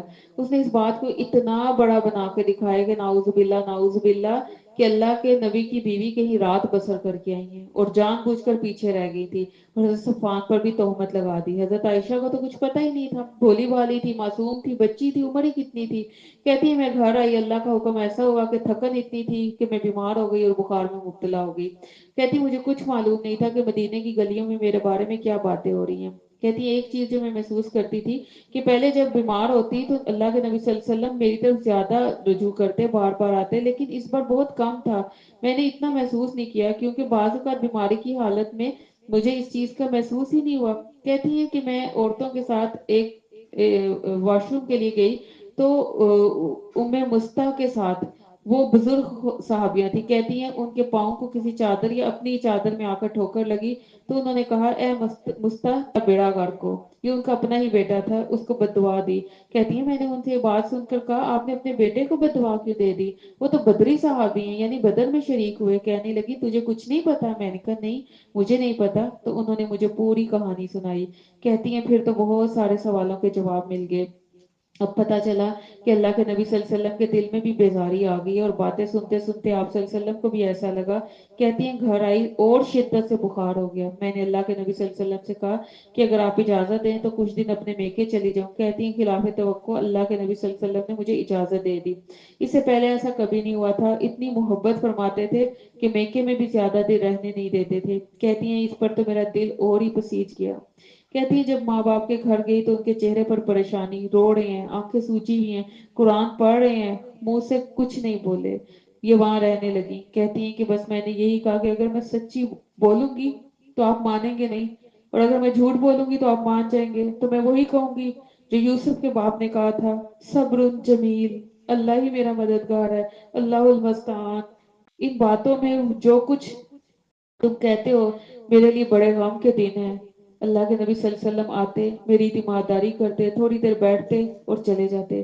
کہتی ہیں ایک دن اللہ کے نبی صلی اللہ علیہ وسلم نے کہہ ہی دیا ہے عائشہ اگر تجھ سے کوئی غلطی ہوئی ہے تو معافی مانگ لے, اللہ معاف کر دے گا. کہتی ہیں اس بات پر تو صبر کے سارے ہی بندھن ٹوٹ گئے. پھر انہوں نے وہی بات کی کہ اگر میں سچ بولوں گی تو آپ مانیں گے نہیں, جھوٹ بولوں گی تو یہ صحیح نہیں. اور لوگوں کی باتیں سن سن کر آپ صلی اللہ علیہ وسلم کے دل میں بھی خیال آ ہی گیا. یہاں تک کہ اس موقع پر کچھ لوگوں نے یہ مشورے بھی دینے شروع کر دیے کہ آپ حضرت عائشہ کو طلاق دے دے. کیا ہوا, آپ کو اور بیویاں مل جائیں گی. پھر اس کے بعد ایک غم کی رات چھٹی اور اللہ کے نبی صلی اللہ علیہ وسلم حضرت عائشہ کے پاس ہی تھے. حضرت ابوبکر صدیق کے گھر میں ہی تھے کہ آپ صلی اللہ علیہ وسلم کے اوپر وحی کی کیفیت طاری ہوئی. ایک پورا مہینہ جتنی درد, اتنی تکلیف اور اضطراب میں گزرا. اللہ کے نبی اگر غیب جانتے ہوتے تو کبھی اس تکلیف, اس اضطراب میں مت رہتے. لیکن کیونکہ ان کی بیوی پر الزام لگا تھا اور وہ بھی سب سے خوبصورت سب سے پسندیدہ بیوی، تو آپ کو کیسے چین پڑتا؟ سب کو جواب خود ہی دے دیتے، لیکن اللہ کی وحی اترنے کا انتظار تھا۔ پھر اس وحی کے بعد جو اللہ کے نبی صلی اللہ علیہ وسلم کا چہرہ نکلا تو کہتی ہیں کہ مجھے ایسے لگا کہ جیسے بادلوں میں سے چاند نکل آیا۔ آپ صلی اللہ علیہ وسلم کے چہرے پر خوشی کے اثرات تھے۔ کہتی ہے جب میں نے اللہ کے نبی صلی اللہ علیہ وسلم کے چہرے کے تاثرات دیکھے تو میں خود ہی سمجھ گئی کہ اللہ نے میری برات کر دی، یعنی میری بے گناہی ثابت کر دی۔ لیکن میں سوچ بھی نہیں سکتی تھی کہ میرے بارے میں قرآن مجید کتنی آیتیں نازل ہوں گی۔ تقریباً 10 آیتیں ہیں کہ جن میں اس موضوع کے بارے میں بات ہوئی ہے۔ کہتی ہیں اللہ کے نبی صلی اللہ علیہ وسلم نے کہا عائشہ مبارک ہو، اللہ نے تیری بے گناہی میں قرآن پاک میں آیتیں نازل کر دی ہیں۔ کہتی ہیں اس کے ساتھ ہی میرے ماں باپ بھی خوش، اور میری ماں کہتی ہے اٹھ اللہ کے نبی صلی اللہ علیہ وسلم کا شکریہ ادا کر۔ کہتی ہے میں ان کا نہیں کروں گی، میں تو اس کا کروں گی جس نے یہ قرآن نازل کیا۔ اب اس بات کو دیکھ لیں، جب انسان جتنا سچا ہوتا ہے نا تو بے گناہ پر بھی انسان الزام لگ جاتا ہے نا تو آسمان جواب دیتا ہے، اللہ تعالیٰ آسمان سے اس کی برات کر دیتا ہے۔ بس شرط کیا ہے کہ رویہ یہ ہو صبر جمیل اور رضیت باللہ، میں اللہ تجھ پر راضی ہوں۔ آیت نمبر 11 میں اللہ تعالیٰ فرما رہے کہ حضرت عائشہ پر جو بیتان لگا تھا نا یہ مسلمانوں ہی کی کارستانی تھی، کیونکہ باہر والوں سے زیادہ اندر والے نقصان دیتے ہیں۔ گھر کا بھیدی جو ہوتا ہے نا وہ زیادہ تکلیف دیتا ہے۔ یہ باتیں مسلمانوں نے ہی پھیلائی۔ اللہ تعالیٰ فرما رہے ہیں اس واقعے کو برا نہ سمجھو بلکہ تمہارے حق میں اچھا ہے۔ اللہ تعالیٰ کے فیصلوں پر راضی ہونا، اللہ کے فیصلوں پر جب راضی ہوگے تو یقیناً تمہارے لیے جنتیں ہوں گی۔ حضرت عائشہ پر جو وہ الزام لگا وہ کسی عورت پر لگے تو اس کے لیے سب سے زیادہ تکلیف کا سبب ہوتا ہے، کیونکہ عورت کے پاس ایک عزت ہی تو ہوتی ہے، نبی صلی اللہ علیہ وسلم کی بیوی، اور اللہ کہہ رہے ہیں یہ اچھا ہے کیونکہ وہ شر میں سے خیر کو نکالتا ہے۔ اگر یہ الزام نہ لگتا تو کیا قیامت تک ہم حضرت عائشہ رضی اللہ عنہ کے بارے میں یہ آیتیں پڑھتے؟ اور اس آیت میں اللہ تعالیٰ ہمیں کتنا پیارا اصول سکھا رہا ہے کہ بدگمانی چھوڑ دو، اور جب کسی کی برائی سوچیں تو پہلے اپنے اوپر لائیں کہ کیا میں برے کام کر سکتا ہوں، تو بدگمانیاں ساری خرابیوں کو جنم دیتی ہیں۔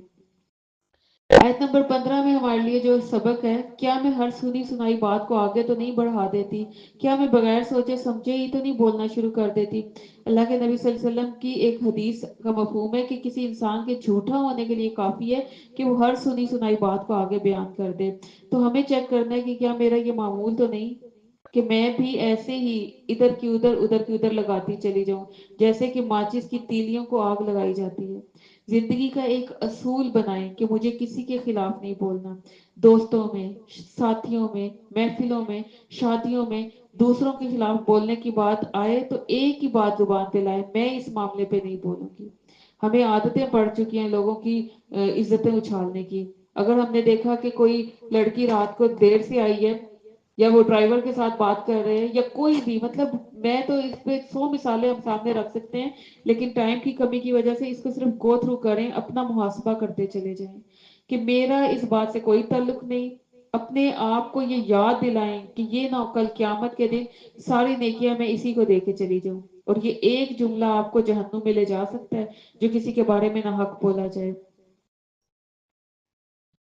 اللہ تعالیٰ ہمیں معاف فرمائے۔ آیت نمبر 19 کو پڑھے تو بڑے دکھی دل کے ساتھ ذہن میں میڈیا آ جاتا ہے، برائی کی نشر و اشاعت۔ آج کے دور میں میڈیا اس پہ بھرپور کردار ادا کرتا ہے۔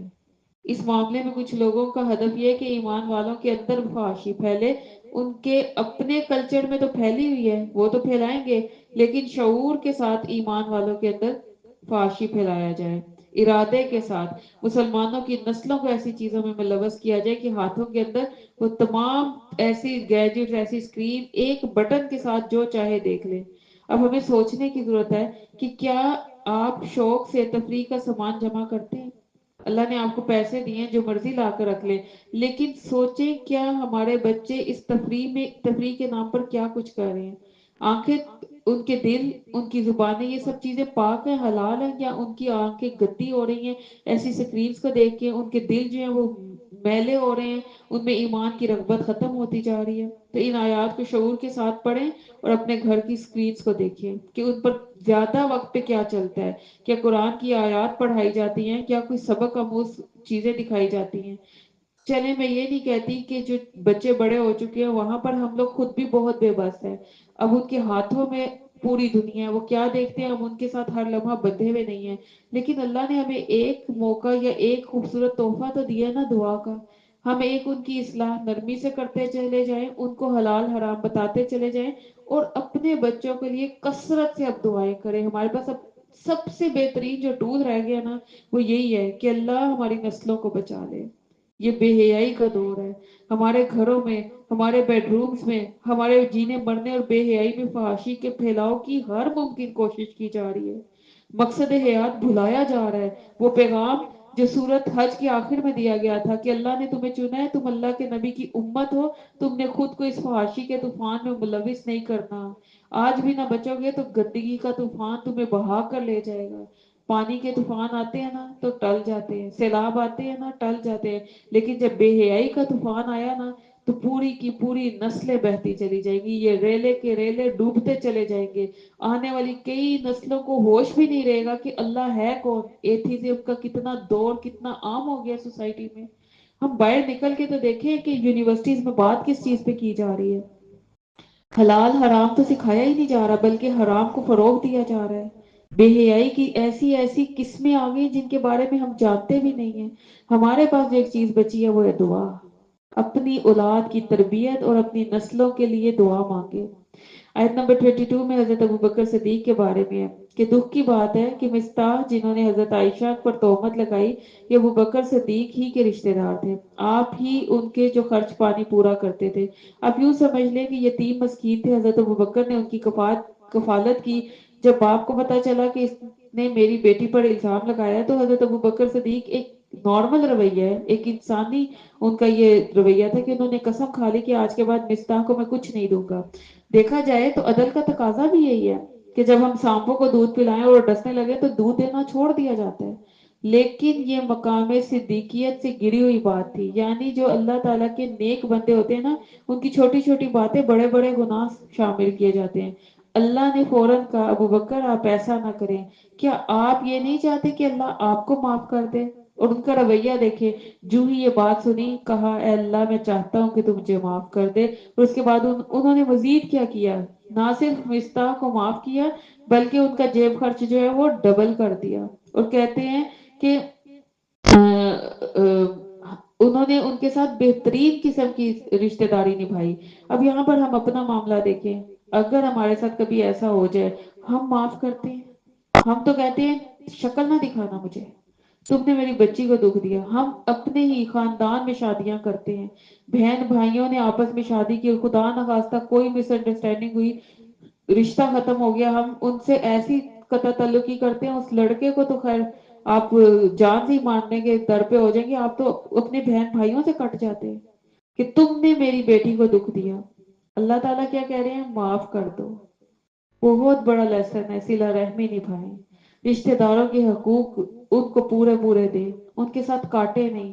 قطع تعلق جو ہے وہ جنت میں لے جانے جہنم میں لے جانے کا باعث بنے گا. پھر زنا کے درجوں پر بات آتی ہے. صغیرہ سے کبیرہ کی طرف چل جاتے ہیں اور آغاز کہاں سے ہوتا ہے؟ نگاہ سے، نظر سے. بعض سلف کہتے ہیں کہ شہوت کا دیکھنا ابلیس کے تیروں میں سے ایک زہریلا تیر ہے، اور جو شخص اللہ کے خوف سے نظر بازی ترک کر دے اللہ اسے ایسا ایمان عطا کرے گا جس کی حلاوت اور مٹھاس وہ اپنے دل میں محسوس کرے گا. جہاں غیر محرموں کو دیکھتے ہوئے نظروں میں کوئی خیال آئے نا بس فوری نظریں ہٹا لیں. آج آپ لوگوں کا کچھ زیادہ ٹائم لیا جائے گا کیونکہ پارے کا مضمون بہت لینتھی ہے، تو تھوڑا سا آپ لوگوں کو ویٹ کرنا پڑے گا. زنا کی بات کو اگر ہم دیکھیں تو آیت نمبر 27 سے اگلی چند آیات ہے اور اس میں بتایا جا رہا ہے کہ کون سے ذرائع ہیں، کون سے اسباب ہیں جس کی وجہ سے زنا کے الزامات ایک دوسرے پر لگائے جاتے ہیں. تو اسلام کہتا ہے کہ پہلے ہی ان دروازوں کو بند کر دو جو زنا کا باعث بن سکتے ہیں. ان میں پہلا ادب ہی 27 میں بیان کیا گیا کہ بلا اجازت کسی کے گھر نہ آیا جائے. یعنی عموماً بغیر اجازت جو آپس میں ایک دوسرے کے گھر آنا بے حیائی اور بدکاری کا باعث بن جاتا ہے. یعنی آپ دیکھیں بعض اوقات کسی نے دوپٹہ لیا ہے کسی نے نہیں لیا اور پھر ایسے ہی آپ اس کے جو ہے اس میں مشغول ہوئے اور پھر نظروں نظروں سے کہاں بات چلی جاتی ہے. تو یہ اللہ تعالیٰ کی طرف سے پہلا حکم ہے. फिर औरत और मर्द का यकसा पर्दा, आयत नंबर 30 में दूसरे कदम की बात हुई है, यानी जहां पर मर्द के पर्दे की हद बयान की गई है। हमारे यहाँ अमूमन सिर्फ औरत के पर्दे की बात होती है, जैसे कि औरत ने ही पर्दा करना है, लेकिन अल्लाह ताला ने मर्दों को भी सेम इंस्ट्रक्शन दी हैं। नजरें झुकाओ, अपने हया के तकाजों को पूरा करो। मर्द के अंदर चूंकि जाहिरी खूबसूरती ऐसी नहीं होती, तो उस पर हिजाब या निकाब की पाबंदी नहीं, लेकिन मर्द का पर्दा क्या है? अपनी नजरों को झुका लो। कौन सी नजरें? नामहरम औरतों पर डाले जाने वाली नजरें, यानी बार बार देखना। कोई शख्स मुस्तकिल नजरें नहीं झुका सकता ना। मुराद ये है कि शहवत की नजर तो झुका लो। अब ये नहीं होगा आप डॉक्टर के पास गए हैं, आपने बात करनी है, अगर वो आपकी तरफ देख रहा है या आपको समझ रहा है, कोई आपकी बात औकात आपकी बात आपके फेशियल एक्सप्रेशन से समझ आ रही है, लेकिन शहवत ना हो, जरूरत के तहत देखा जाए। और अगर लगे कि कोई ऐसी चीज दिमाग में आने लगी है, तो फौरन नजरों को नीचे कर लिया जाए, क्योंकि नजर झुकेगी ना तो निगाह बाकी सारे रास्ते बंद हो जाएंगे। और दूसरा हुक्म है अपनी शर्मगाह की हिफाजत करो। अब इसमें भी दो किस्म की चीजें, एक तो अपने सतर को छुपाओ, यानी अपना ड्रेसअप बिल्कुल तरीके से किया जाए। मर्द के लिए भी ये हुक्म है, ऐसी टाइट पैंट्स, ऐसी चीजें या ऐसे टाइट फिगर जिसमें नुमाया हो रहा है, ऐसी चीजें ना पहनी जाए। ढीला ढाला लिबास हो, यानी तंग ना हो। और फिर आयत नंबर 31 में अल्लाह ताला औरतों से भी यही कह रहे हैं कि वो अपनी नजरें झुका ले और अपनी शर्मगाहों की हिफाजत करें। इस आयत में दोनों हुक्म जो मर्दों के लिए वो औरतों के लिए हैं, और लिबास ऐसा ना हो कि ज़रा की तरफ लेके आए। लेकिन इसी आयत में बयान किया जा रहा है कि अपना बनाव सिंगार जाहिर ना करो। अब ये हुक्म जो एक्सेप्शनल आया, एक्स्ट्रा आया, वो औरतों के लिए है, क्योंकि औरतें जो है अल्लाह ताला ने खूबसूरती का सिंबल बनाई हैं। उनमें एक नेचुरल तौर पे समझे अट्रैक्शन, कशिश रखी है। इस आयत में अल्लाह ताला असल में औरतों को दुपट्टा लेना सिखा रहे हैं कि किस तरह से अपने आप को ढांपो। जमाना जाहिलियत में औरतें अपना दुपट्टा लपेट कर पीछे कर लेती थी और सीने का अगला हिस्सा खुला रखती थी। और ये जो उनका तरीका था, ये वो समझती थी कि यही तरीका जो है दुपट्टा लेने का स्टाइल है। आज अगर हम अमूमी तौर पर इस चीज को अपने माशरे में लेके चले और गौर करें, तो क्या यही कुछ नहीं हो रहा? आज दुल्हन को बहुत खूबसूरती से ऐसे ही तो नहीं सजा कर रोल मॉडल की तरह पेश किया जाता। आयत नंबर अदब, इसमें अगर हम देखें जो हमें मिल रहा है, तो उसमें तीसरा क्या है कि जीनत का हकदार। इसी आयत के अगले हिस्से में अल्लाह ताला बता रहे हैं कि औरत के जीनत का सबसे ज्यादा हकदार कौन है? उसका शोहर। और रिश्तों के एतबार से औरत एक खास हिसाब के मुताबिक ही अपनी जीनत बाहर कर सकती है। यानी कि औरत जब अपने माँ बाप बाप और भाई के सामने जाए, तो बगैर दुपट्टे के नहीं जाएगी। इसमें ये नहीं है, यानी हया का दामन फिर भी नहीं छोड़ना। बगैर दुपट्टे या चादर के उनके सामने जाना हया के तकाजे के खिलाफ है। और जो आज हम देखें, तो आज भी हमारी तरजीहात बदलती जा रही हैं। हमें अपनी बच्चियों में हया को पैदा करने की जरूरत है। हदीस का एक मफहूम है कि क़यामत कब कायम होगी? जब महरम रिश्ते आपस में जना करने लगेंगे। और ये सब कब होगा? जब लिबास हमारे ऐसे होंगे कि जिनसे हया खत्म हो जाएगी। क्योंकि जितनी हया आती जाएगी, ईमान बढ़ता जाएगा। जितना ईमान बढ़ता जाएगा, उतनी हया आती जाएगी। फिर चौथी चीज क्या है कि जना का खात्मा। अल्लाह ताला आयत नंबर 32 में कह रहे हैं, अगर तुम जना को खत्म करना चाहते हो ना, तो माशरे में जितने तनहा मर्द और होते हैं, या जो पहले से शादीशुदा थे और शोहर या बीवी का इंतकाल हो गया, तो उनके निकाह कर दो। आज ये चीज भी माशरे में बड़ी मुश्किल हो गई है। औरत है, उसके साथ बच्चे हैं, उसको कोई अडॉप्ट करने वाला ही नहीं है।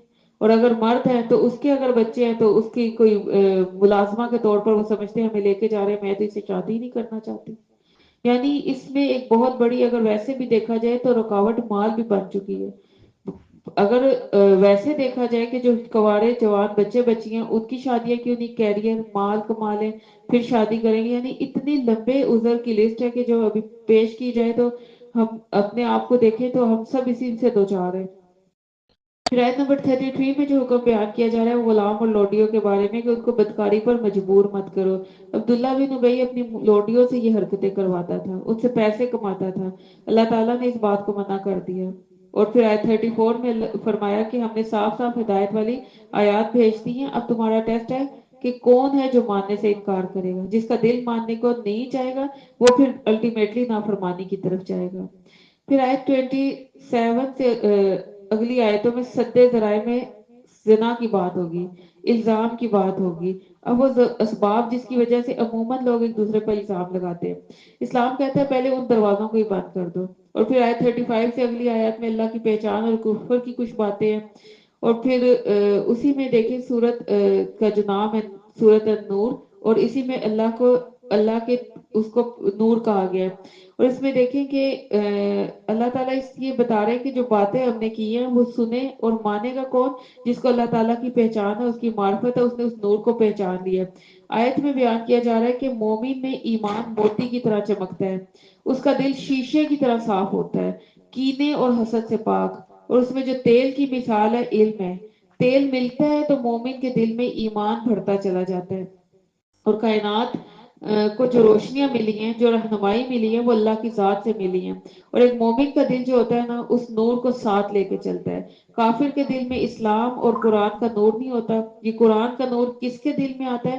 جس کے دل میں نور پہلے سے تھا، یعنی ایمان تو تھا، نور علی نور ہو جاتا ہے، فطرت بھی نور پر تھی، اللہ کی پہچان بھی ہوگی، پھر قرآن بھی آ گیا، تو اللہ تعالیٰ کیا کرتا ہے؟ یہد اللہ لنوری من یشاء، وہ اللہ تعالیٰ اس کی اس نور کے ذریعے سے رہنمائی کرتا ہے، اس کو قرآن کی پہچان کراتا ہے۔ اور یہ نور والے کہاں ملتے ہیں؟ یہ دین کی مجلسوں میں ملتے ہیں، یہ مسجدوں میں ملتے ہیں، یہ ایسے گھروں میں ملتے ہیں جہاں پر اللہ تعالیٰ کی بات کی جا رہی ہوتی ہے۔ اور سے اگلی آیت میں بتا دیا گیا کہ ہمارے لیے محاسبے کا نقطہ کیا ہے؟ کیا ہم اللہ کے حکم پر اللہ کا نام بلند کرتے ہیں، یعنی جب اللہ کا ذکر آتا ہے اس کا نام بلند کیا جاتا ہے، یا پھر ہم اپنے عبادات کو چھوڑ کے اور دوسری چیزوں میں پڑے رہتے ہیں؟ یعنی اس میں جو اگلی اس سے آیت ہے رجال لا تلہیہم تجارت ولا بیع عن ذکر اللہ و اقام الصلاۃ و ایتاء الزکاۃ، یعنی یہاں مردوں کو رغبت دلائی جا رہی ہے کہ وہ پھر ایسے جب ان کے دل میں ایمان کا نور آتا ہے تو پھر وہ اس چیزوں کی طرف مائل نہیں ہوتے، تجارت کی طرف نہیں، اور بحیثیت عورت مجھے اس چیز کو دیکھنا ہے کہ کیا میری خرید و فروخت، کیا میری شاپنگ، کیا میری گروسری، کیا یہ ایسی چیزیں مجھے اللہ کی یاد اور نماز سے غافل تو نہیں کرتی۔ پھر آیت نمبر 40 میں اللہ کے جہاں نور کی بات ہوئی ہے تو دعا کریں کہ اپنے ارد گرد کفار کے لیے بھی جو اللہ کا حکم مانتے نہیں، انکار کرنے والے ہیں، اللہ ان کے دلوں کو بھی اپنے نور کے لیے کھول دے۔ پھر آیت 41 سے اللہ تعالیٰ کائنات کے احکام کی بتاتے ہیں کہ کہتے ہیں کہ تم ان احکام کو سنا تو پریشان ہو گئے، کیسے مانے، کیوں مانے؟ دیکھو کائنات اللہ کے حکموں کو مانتی ہے، تم پیچھے اتنے احکامات سن کے سوچ رہے ہو کہ یہ تو بڑی مشکل حیات آ گئی ہیں، اور شروع میں ہی بتا دیا تھا کہ وہ فرق نہ ہے، اس کو تو ماننا ہی ماننا ہے۔ تو دیکھو یہ جو کائنات کا نظام ہے یہ کیسے اللہ کے حکم کو مان رہا ہے؟ یہ سورج کتنا بڑا ہے، تم کیا سورج جتنے ہو؟ یہ چاند کتنا بڑا ہے، پوری کائنات کو روشنی دے رہا ہے، کیا تم ایک چاند جتنے ہو کہ تم جاؤ اور ایک گھر کو تم روشن پوری طرح نہیں کر سکتے؟ اپنے گھر والوں کو تم سمیٹ نہیں پا رہی تو تم کہاں اتنا کچھ کرتی ہو؟ پھر تم اس کے باوجود اکڑ سکتے ہو؟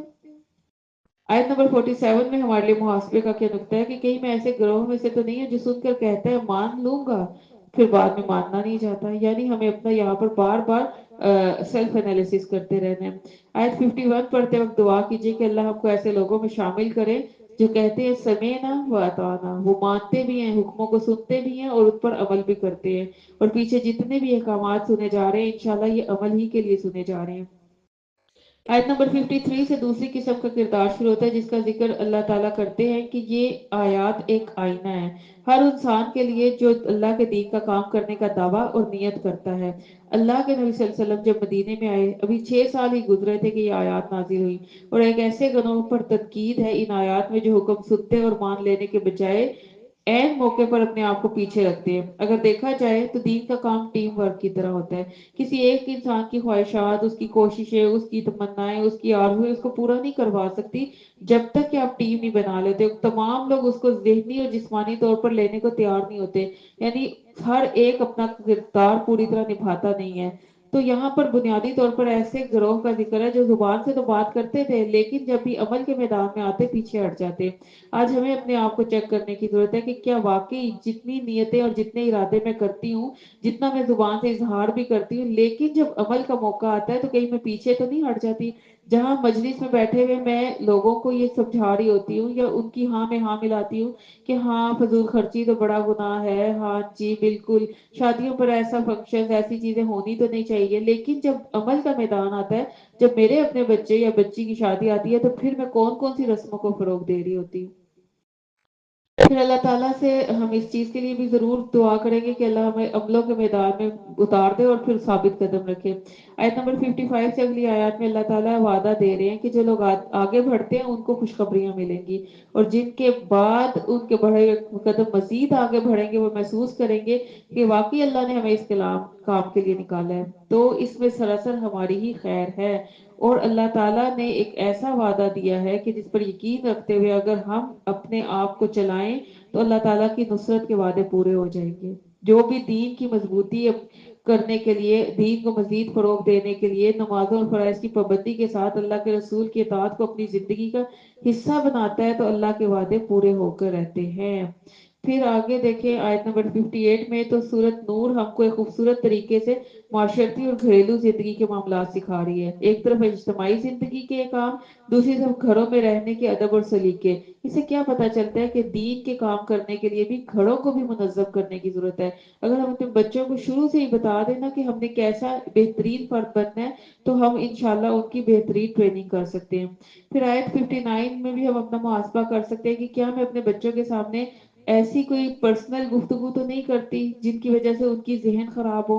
پھر آیت اس کے بعد دیکھیں تو سورۃ الفرقان شروع ہو جاتی ہے۔ پہلی سورت نور ہے، دوسری سورت فرقان ہے۔ اگر دونوں کے نام پر غور کریں تو آپس میں بہت گہرا ربط ہے۔ جس کے اندر نور آ جاتا ہے نا، جو روشنی میں آ جاتا ہے، جس کو دین کا اصل خوبصورت رنگ دکھائی دینے لگتا ہے نا، اس کے اندر فرقان پیدا ہوتا ہے۔ فرقان کیا ہوتا ہے؟ حق اور باطل کا فرق، صحیح اور غلط کا پہچان، کہ میں کیا کروں، کیا وقت کی ضرورت ہے، کیا اس لمحے کی ڈیمانڈ ہے، یعنی آپ سمجھیں ہر معاملے میں اسے کوئی نہ کوئی سمجھ آنی شروع ہو جاتی ہے، وہ فیصلہ لینا چاہتا ہے، اللہ اسے فرقان دے دیتا ہے۔ اب اللہ تعالیٰ ہمیں فرقان سکھا رہا ہے کہ آؤ اپنی زندگیوں میں فرقان لے کے آؤ، اور پھر تم دیکھو تمہیں اللہ تعالیٰ کیسے اپنے لیے چنتا ہے۔ ہمیں دعا مانگنے کی ضرورت ہے کہ اللہ ہمیں ایسا فرقان دے کہ حق کو حق اور باطل کو باطل کر کے دکھ سکے اور اس پر اسی طریقے سے میں عمل کرنے کی کوشش کر سکوں۔ سورۃ الفرقان کی پہلی آیت میں اللہ تعالیٰ فرما رہے ہیں قرآن اس لیے نازل کیا گیا کہ لوگوں کی ہدایت کا ذریعہ بنے، دوسروں تک پہنچایا جائے۔ تو یہ پیغام، یہ ڈیوٹی، یہ کس کی ذمہ داری ہے؟ میری اور آپ کی ذمہ داری ہے۔ چلیں پوری دنیا تک تو نہیں، لیکن کیا ہم اپنے گھر والوں کے لیے تڑپتے ہیں؟ ان کے لیے ہمیں ضرور بضرور محنت اور کوشش اور محبت اور اپنائیت کے ساتھ خیر کھولتے چلے جانا ہے۔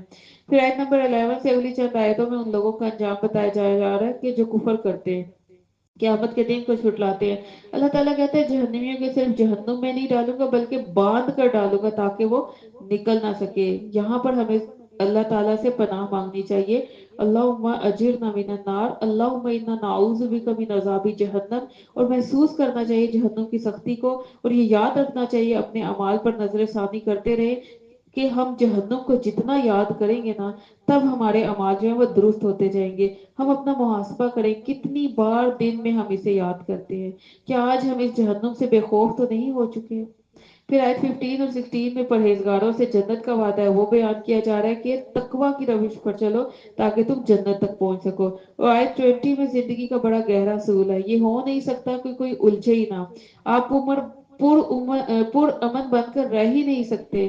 آپ کسی کی غیبت نہ کریں لیکن کوئی آپ کی کرے گا، آپ کسی کو تانا نہ دے دوسرا آپ کو دے گا، لیکن آپ دیکھ کر ہمیشہ جو ہے مسکراتے رہے، کیونکہ ہو نہیں سکتا انسانوں کی اس دنیا میں کوئی آپ سے نہ الجھے۔ اب دیکھیں آپ روڈ پر جاتے ہیں نا، پوری کوشش کرتے ہیں گاڑی کو بالکل اپنی لائن میں رکھیں، لیکن ہوتا نہیں ہے، اکثر گاڑی اکثر ٹکر مار دیتی ہے۔ دنیا کی بھی اس شاہراہ پر، اس سڑک پر جب ہم چلیں گے نا تو مختلف طبیعتیں، مختلف قسم کے اپوزٹ مائنڈڈ لوگ بھی آپ کو ملیں گے، اسی طرح توقعات بھی مختلف ہوں گی۔ اور یہ یاد رکھیں کہ ہمارے مفادات دوسروں سے ٹکراتے رہتے ہیں، ہماری توقعات جو دوسروں سے ہوتی ہیں وہ ٹکراتی رہتی ہیں۔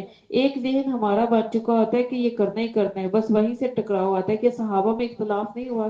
اللہ تعالیٰ ہمیں بتا رہے کہ اس آیت کے ذریعے ہم نے ایک دوسرے کے لیے اللہ نے آزمائش بنا کے بھیجا ہے۔ اب کرنا کیا ہے؟ اسی میں اللہ تعالیٰ اس کا حل بھی دے رہے ہیں، صبر کرو۔ صبر کرنا چاہتے ہو؟ ہم کہتے ہیں صبر بڑا مشکل ہے، صبر کر لیا تو کیسے پتا چلے گا صبر ہوا کہ نہیں ہوا؟ تو پھر اس طرح تو کوئی ہماری قدر ہی نہیں کرے گا، ہم تو پھر بالکل فور گرانٹیڈ لیا جائیں گے۔ تو پھر اللہ تعالیٰ اسی میں بتاتے ہیں کہ تمہارا رب دیکھ رہا ہے، کوئی دیکھے نہ دیکھے تیرے صبر کو ہمیں پتا چل رہا ہے۔ تو تم نے صبر کرنا ہے اللہ کے لیے، یقین رکھنا ہے۔ جس انسان نے اپنی زندگی میں صرف ایک جملے کو لے لیا نا، وہ تمام مخلوق سے بے نیاز ہو جائے گا۔ اب یہاں ہم اپنے آپ کو چیک کریں، کیا میں الجھنے والوں سے الجھنے تو نہیں لگ جاتی؟ کیا جھگڑے میں جھگڑے والے تو نہیں بن جاتی؟ اینٹ کا جواب پتھر سے دینے والی تو نہیں ہے؟ ستانے والوں کو ستانے والی تو نہیں بن جاتی؟ کوئی مجھے غصہ دلاتا ہے تو میں بھی ہائپر تو نہیں ہو جاتی؟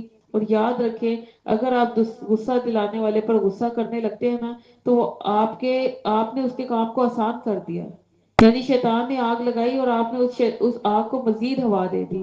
تو ہمیں کیا کرنا ہے؟ اللہ کی طرف نظریں جما کے رکھنی ہے، لوگوں کی طرف سے اپنی نظریں ہٹا لینی ہے۔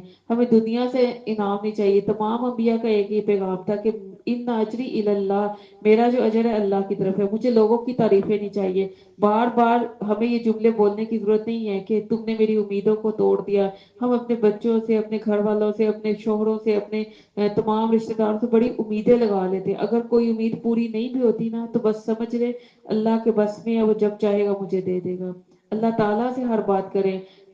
کل پچھلے پاروں میں ہم نے پڑھا یعقوب علیہ السلام کیا کہتے ہیں، انما اشکو بثی و حزنی اللہ، میں اپنے ہر غم ہر شکوہ تجھ سے کرتا ہوں۔ اور پھر کئی پیچھے دعائیں جو ہم پڑھ سکتے ہیں اس چیز پر، جب بھی آپ کو مختلف قسم کے کریکٹرز کے ساتھ معاملہ کرنا پڑے، اور یہ ہماری زندگی میں ہر لمحہ ہوگا۔ ہمارا شوہر ہمارا مزاج ڈیفرنٹ ہے، کیونکہ آپ دیکھیں سیدھے ہاتھ کے ساتھ نہیں، ایک سیدھا اللہ نے دیا تو ایک الٹا بھی تو دیا نا۔ اللہ نے کائنات میں سارا نظام اگر ہم دیکھیں نا، تب جو تخلیق کیا وہ اپوزٹ کی ہے۔ ایسا نہیں ہوا کہ اللہ تعالیٰ نے ایک آسمان بنایا اور پھر اس کے اپوزٹ جو ہے زمین نہیں بنائی، آسمان پہ ہی دنیا بسا دی، ایسا تو نہیں ہوا۔ اللہ تعالیٰ نے ہر چیز جو ہے مختلف رکھی ہے۔ تو ہمیں ان مختلف چیزوں، ان مختلف رشتوں، ان مختلف عادات، ان مختلف توقعات کے بیچ میں ہی زندگی گزارنی ہے، اپنی زبانوں کو شکووں سے پاک کر کے، دنیا والوں سے بے نیاز ہو کے، اور اپنی ڈیوٹی جو ہمیں اللہ سبحانہ و تعالیٰ نے دی ہے کہ تم امت وسط ہو، اور اس کا کردار کیا ہے، امر بالمعروف اور نہی عن المنکر، اور تمہارے ذمہ کیا ہے، ھذا بلاغ، تم نے یہ پیغام جو ہے آگے پہنچانا ہے، دین کا کام کرنا ہی کرنا ہے۔ تو جب ہم نکلیں گے تو اپنے حصے کا کام کرتے ہوئے ہمیں مختلف لوگوں کا سامنا ہوگا، لیکن ہم نے ہار نہیں ماننی، چلتے چلے جانا ہے۔ تو انشاءاللہ یہ سفر جو ہے وہ جنت پہ جا کے تکمیل پائے گا۔ اللہ تعالیٰ سے دعا ہے کہ اللہ تعالیٰ میں اپنا محاسبہ کرنے والا بنا دے، اور ہم اپنے آپ کو کبھی بھی دوسروں کے لیے مسئلہ نہ بنائیں، بلکہ ان کے لیے خیر بانٹنے والے بن جائیں۔ جو پڑھا جو سنا اللہ تعالیٰ اس کو قبول کرے اور اس پر عمل کرنے کی توفیق عطا فرمائے، اور جتنے بھی اس میں احکامات ہم نے سنے، اللہ ہمارا ایسا شرع صدر کر دے کہ ہم یہ تمام چیزیں اپنے اندر لے کے آئیں اور اپنے بچوں کی اسی کے نہج پر تربیت کرنے والے بن جائیں۔ بارک اللہ فیکم، جزاک اللہ خیر کثیرہ۔ ربنا تقبل منا انك انت السميع العليم وتب علينا انك انت التواب الرحيم سبحانك اللهم وبحمدك نشهد ان لا اله الا انت نستغفرك ونتوب اليك۔ السلام علیکم ورحمۃ اللہ وبرکاتہ۔